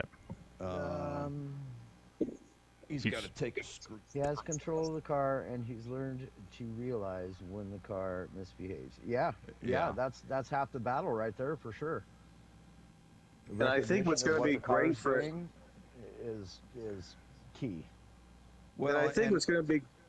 Go ahead. Go ahead, Cobra. Oh, well, no, I was going to say, he's 15 years old, so his reflexes are 10 times better than ours. Yeah, no doubt. You know what I mean? You can say that again. I wouldn't bash you for it. Facts. Facts. Well, and I'm sure the eyeballs probably function a whole lot better as well. Swearing an hexadecimal, right, Cap? Way to go, kid. I am so proud of you. Job, Zane. That nerve-wracking, huh? Good job, dude. So how does I think what's going to be great for him too is the fact that the more track time he gets throughout this series, he's going to understand his skills based on what he can do, what he cannot do, and improve on it. Yep. Which is going to be good for him. Definitely. Yeah, no doubt. We touched on this a bit earlier in qualifying session 1. The only way to get faster Yeah, that is might to be a good race idea, those Misty. that are faster than yourself. And you're going to see improvement. Now, depending on the racer, Thanks, that JP. improvement could be gradual and over time, or it could come on very suddenly. For instance, I'll say a good example of that is JSET. JSET always had really good pace, but has now, dude, he is freaking cooking out there lately. The And you guy's know what the just funny thing leaps is and bounds Jay doesn't even faster than barely what he race was. right now. He's barely behind the wheel of a car right now.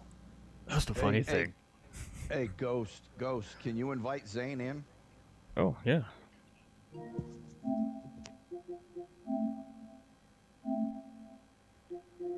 I'll be right back, yo. Go to the gentleman's Just take a room, minute, baby. chat. We got a very extensive friends list. Just bear with. He's getting a friends list of some of the best drivers around.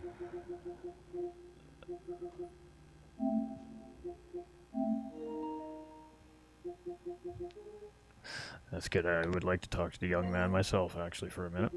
That's fantastic that he's coming in. Hello, hello. Yeah, good job out there, bud. So how does it feel to be the first official under 18 professional racer at GT45 Gaming? It is honestly really, it's hard to explain. It's really it's nerve-wracking, but it's an honor. We're really excited to see you here. It's a privilege. I mean, we have tried in the past here at GT45 Gaming to try and get a youth championship put together where, you know, the kids of our sim racing parents get together and race, and it's just a hard thing to do, mainly because of logistics and you know, families being families and having things to do, much like yourself. You know, I'm sure you've got your things that you do outside of school, like karate or whatever, for example. But you know what, I guess my biggest question is what really got your interest in the sim racing? Was it the fact that Cobra, your dad, was always you know, on the rig and racing, or is it just something that's kind of grew on you on your own? It's sort of both. 'Cause some days I would sit behind my dad while he's racing and stuff, watch him, and sort of learn how to use the rig a lot more. But what's funny is I used to get on my dad about liking racing and say that it's just people going around in circles. But ever since I've started watching him like race and stuff, I've always just had like a feeling like, you know, this looks really interesting. I'm actually gonna see if my dad can let me try it out. And I mean, here we are today. So I mean, you've been playing for a couple of months now. You've been working towards practicing, obviously, for this championship. We thought that this would be a good opportunity for you to, you know, get with the community and take some tips and some training and learn to race in a very organized fashion, which is, in my opinion, in Gran Turismo, the best way to learn how to race properly, because dailies just don't quite do it for you, as you're, I'm sure, starting to figure out as you start to get into the game. But I mean, I guess what's your goal this year? Is it just to come out and have fun, or do you have like a spot maybe that you'd like to try and finish this year? I'm honestly just here to have fun. Just meet everyone, have fun, make friends, really. Beautiful. We love that. That's awesome.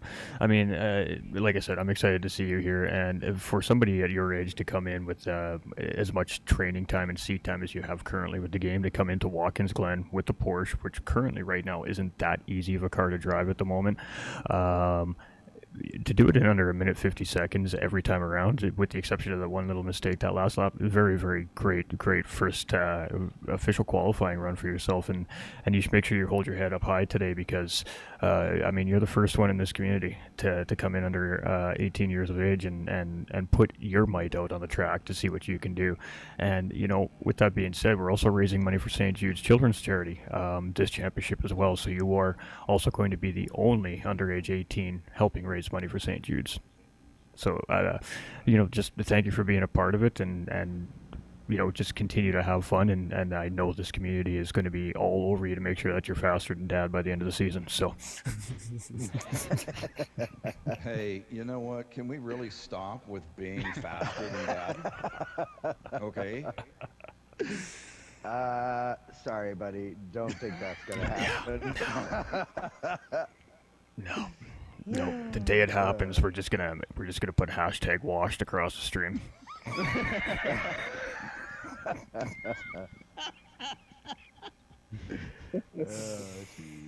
But no, for real. I mean, great run here today, and we do have time for one more run if somebody else gets in here yet. But you know, you're doing something pretty big. You probably don't realize exactly what it is that you're doing here yet, but you're going to start getting the attention of people your age, and people your age are going to start looking into this thing and see what you're doing, and they're going to get interested in the game, and we may start seeing a lot more youth getting more involved, just because you are out here competing live on YouTube or Facebook or wherever it is that's being streamed. So definitely have fun with it, enjoy the experience, and remember that when you learn to drive in real life, it is not a GT7.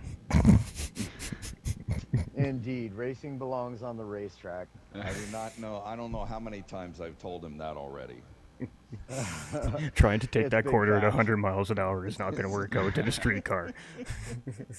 No, there's no reset button in real life. But I mean, we're excited. We're excited, and we hope that you are what's the word I'm looking for here? My brain As is very Emperor- tired. As Emperor Palpatine said, we will be keeping a close eye on you.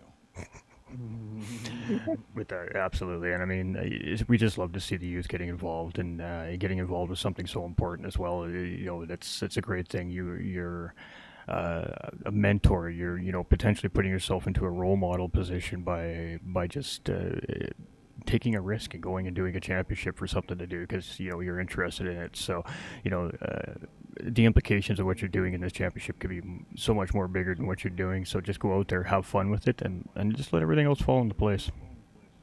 Yeah. And learn from anybody and everybody too. Everybody has got something to teach in racing. I'm a firm believer in somebody, anybody can point out something that nobody else has brought to your realization. Or you could probably teach us older farts something because you're young and brave and have a lot less sensible fear behind the wheel of a car than most of us do nowadays as well, right? So there's barriers that you can break that some of us may not be able to break at this point in our lives. So not only are you going to learn from us, but we're potentially also going to learn from you in your process of learning. So that's what makes it so great. Yeah, youth has its benefits, I'll tell you. I lost mine some time ago. That's how I know. But Cobra, I mean, seeing the boy out there and putting it all on the line on the stream here today, I mean, how does that make you feel? Yeah, it makes me proud. It honestly, it really makes me proud, and I'm glad he's here, and you can hear my echo because he's in the room down That's the okay. hall. That's okay. But I'm thrilled to have him here, and him be a part of it, and for us to do it together. Love it. And see where he goes. Well, we're definitely glad to have you here, and welcome to the community, Zane, of course. And I mean, by the end of the season, I suspect you're going to be going out there and showing half of that split that you're into, how it's done. I just got that feeling. Yeah, let's not promote him into mine, okay? Practice, practice, practice, buddy. Exactly, and I mean, obviously, It all comes over time. real life always comes first, so make sure your schoolwork and everything comes before racing. Yep. But if you need any help, don't be scared to reach out to the community, as you've already found out that there's lots of people out there that are willing to help and take some time and show you and all that stuff, and have fun. Just have fun with it. Yeah, and Maverick's already offered to personalize a livery for you as well, if you didn't catch that on the stream. Oh. But yeah, I mean, the sim racing community, ladies and gentlemen, is really great, and we're excited to have our first youth racer here at GT45 Gaming, much like we were excited when Miss Devious started racing for us as our first female racer, and now that is starting to grow into more female racers coming from the community as well. So we love to see that. So now hopefully we see that trend starting to continue with our youth as well, and see the youth starting to get more involved and come in and jump in these championships. And I mean, championships for a great cause. No matter how good or badly you do by the end of the season, you still feel a sense of success and reward at the end of the season, because you did something a little bit bigger than just going up and turning some laps on a racetrack. So remember, at the end of the day, St. Jude's is the focus, and the Bloomstrom family, and sending everybody into Christmas on a positive note. That's what we're looking for here with this champ this season. Yeah, man. And we've got a very variety of personalities in the championship, so we're going to see some very interesting race cars on the track this season. We are going to see some very cool designs. We've got a sneak peek at some of them already here this season, and there's some good ones out there. We might potentially be doing a fan voting for liveries as well. I think what we may do is pull out all of the kid-themed liveries from the championship, and we may put that down into a big voting ring, and potentially also have a best livery contest at the end of the season as well. We'll see how many liveries. We can't allow JP to enter that then.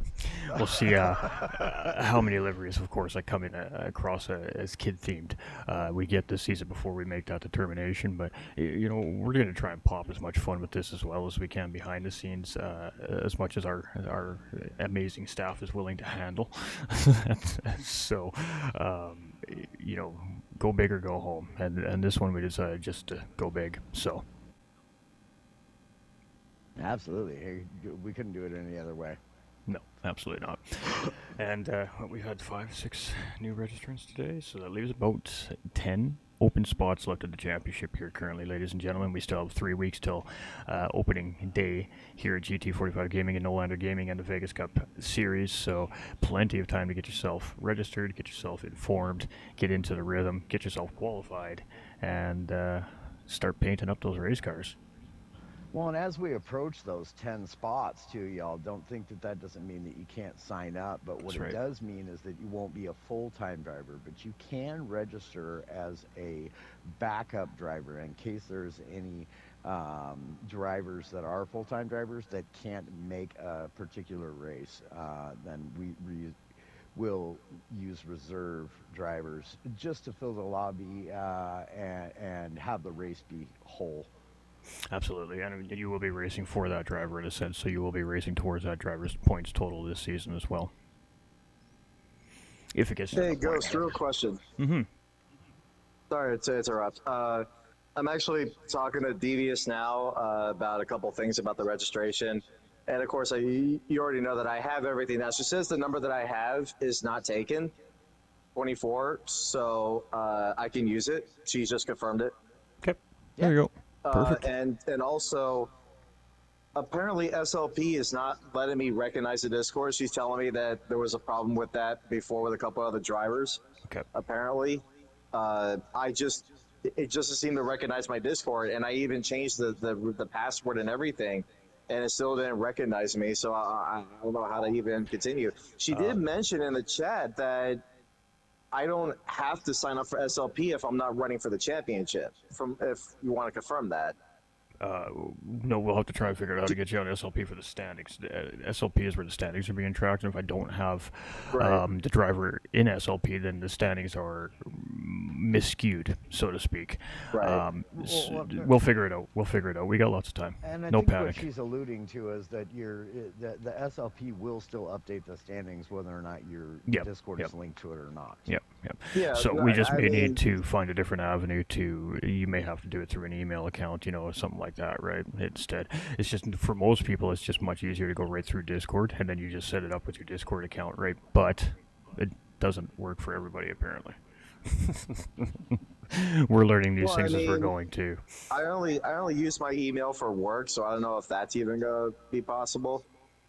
Because I don't use it for anything else. As long as it's active. You can create a new one if you need to, or whatever. Yeah, we'll talk to our technical But can you gurus. do it through Instagram? Because it says SLP can go through Instagram. Possibly. Possibility, yeah. Yeah, it's Because possible. I have an Instagram account. I don't mind doing that if it could upgrade through that. I can also reach out to the owner of SLP and find out more information as well. He's quite prompt on answering questions, so.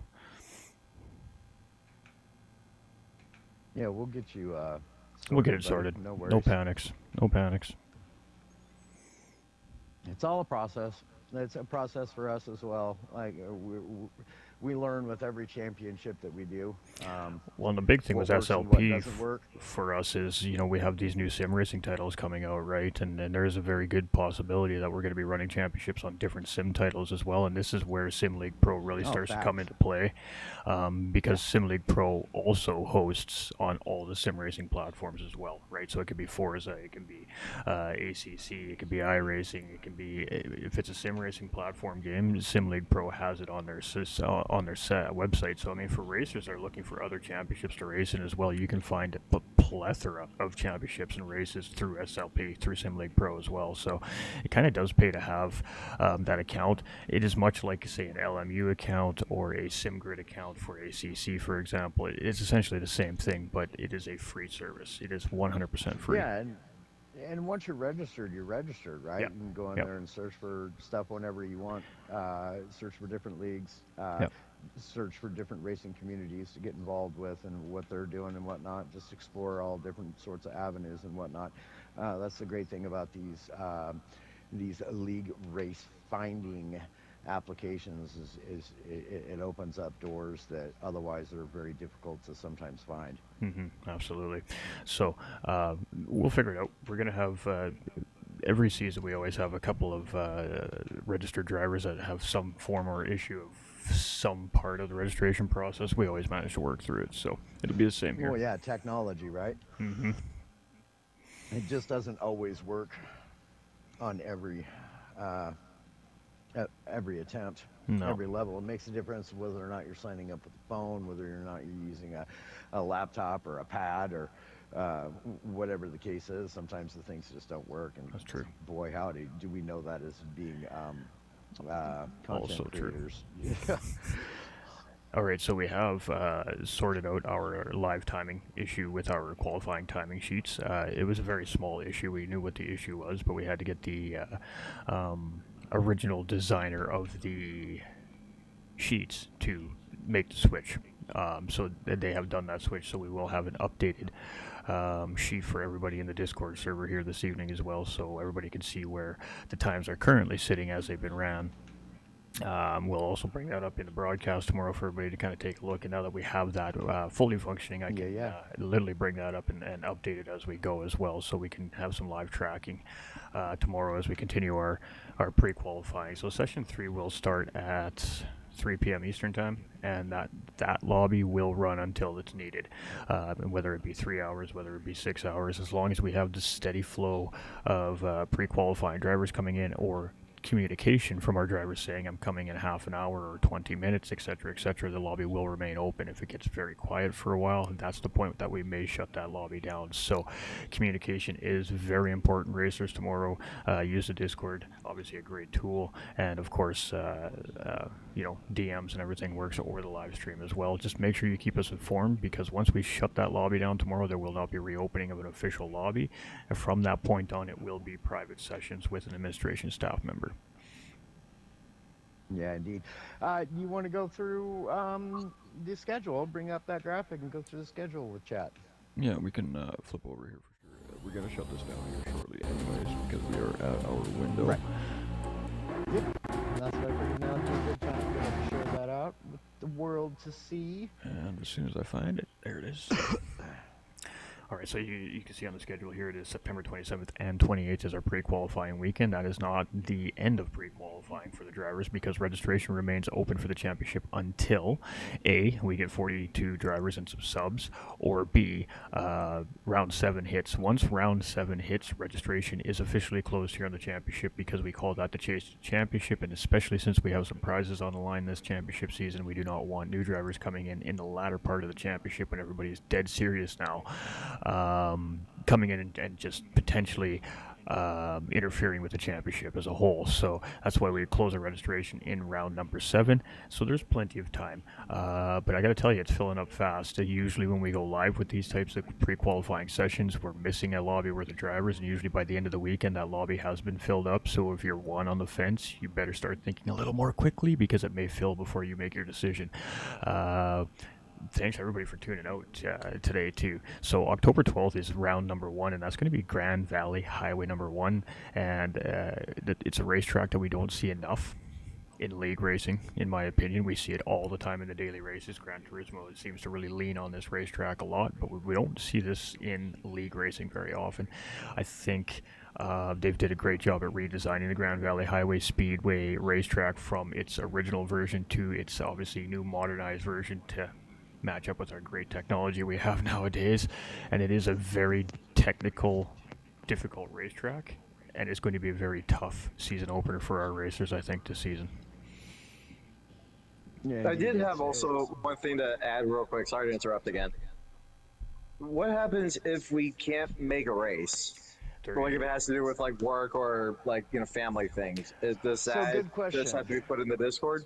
We have would two like to know, drop yep. rounds available for. Yeah, we definitely like to know, but we have planned for allowing for 2 drop rounds for each racer. So essentially, what that is going to do is provide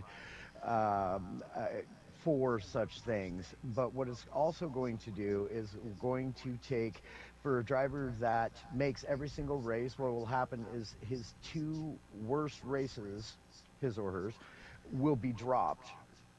So essentially it's the same thing. Whether you can make a race or you can't make a race, it's going to be the race that you scored the least amount of points on that'll be dropped. If But we have 2. If we have allotted. a substitute available, obviously we want to know, because then we can get that reserve driver prepared so they know the practice and come in for the race ahead of time as well. So it is good to communicate that you're not going to make a racing week, so we can try to make the arrangements to have our subs prepared. So obviously we want them to do well for you while they're racing for you as well. So we want to give them as much warning as possible so they can do their prep and practice as well. But there is 2 drop rounds in this season as well for that reason. And if you've gained bonus points in a round that is considered a drop round at the end of the season, your bonus points do remain in your points. Bonus points are not affected by drop rounds. Okay. Because the other reason what I'm saying is because my job is very inconsistent on scheduling. Like the days I'm looking at, I can be working on some of those. Sometimes I won't. It just could be vice versa. And, since I work for Publix, the schedules cannot be, consistent, for part-timers as for full-timers. So it's going to be a little bit difficult for me to probably maintain, but I won't know if I can make it or not until the schedule comes out. Not when the day of, but when the schedule comes out. So it's going to be a little bit difficult, I guess. That's right, just do your best. I mean, it is what it is. No, yeah, of course. It's just like I can never make S7R sometimes, but yet, I try to. Oh, you do a great job. All right, ladies and gentlemen, we do need to shut this one down, so I am going to say thank you to everybody for tuning in, as always. The chat was lit for all 6 hours of qualifying today. Thank you to the drivers for coming out, putting out some good lap times for everybody, and thank you to our co-hosts as well. We had Maverick joining us here for a while. We had Cobra in the booth with us here for a while. JP came in and chatted as well. Our newest, youngest driver, Zane, coming in, and I'm missing one. JP? I can't remember who it is. And of course, No Lander Gaming, who's been my co-host all day. No Lander, any final remarks? He left.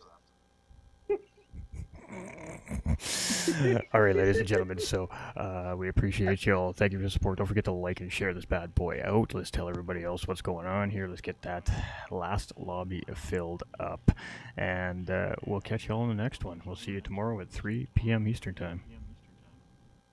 Cheers.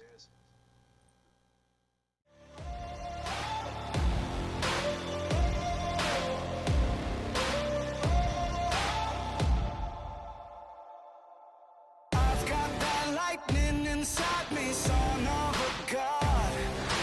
I'm like a titan that's rising, oh, just you watch. I'm stepping into fate. There is no time to waste. I've got that lightning inside me. This is how legends are made.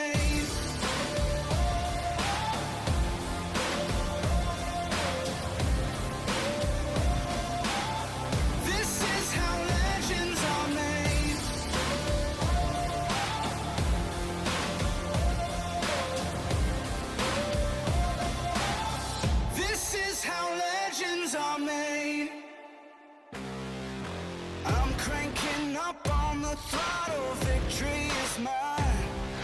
Show you the harder the battle, harder I fight. I've come too far to quit. Step back, I'm going in. I'm cranking up on the throttle. This is how legends are made.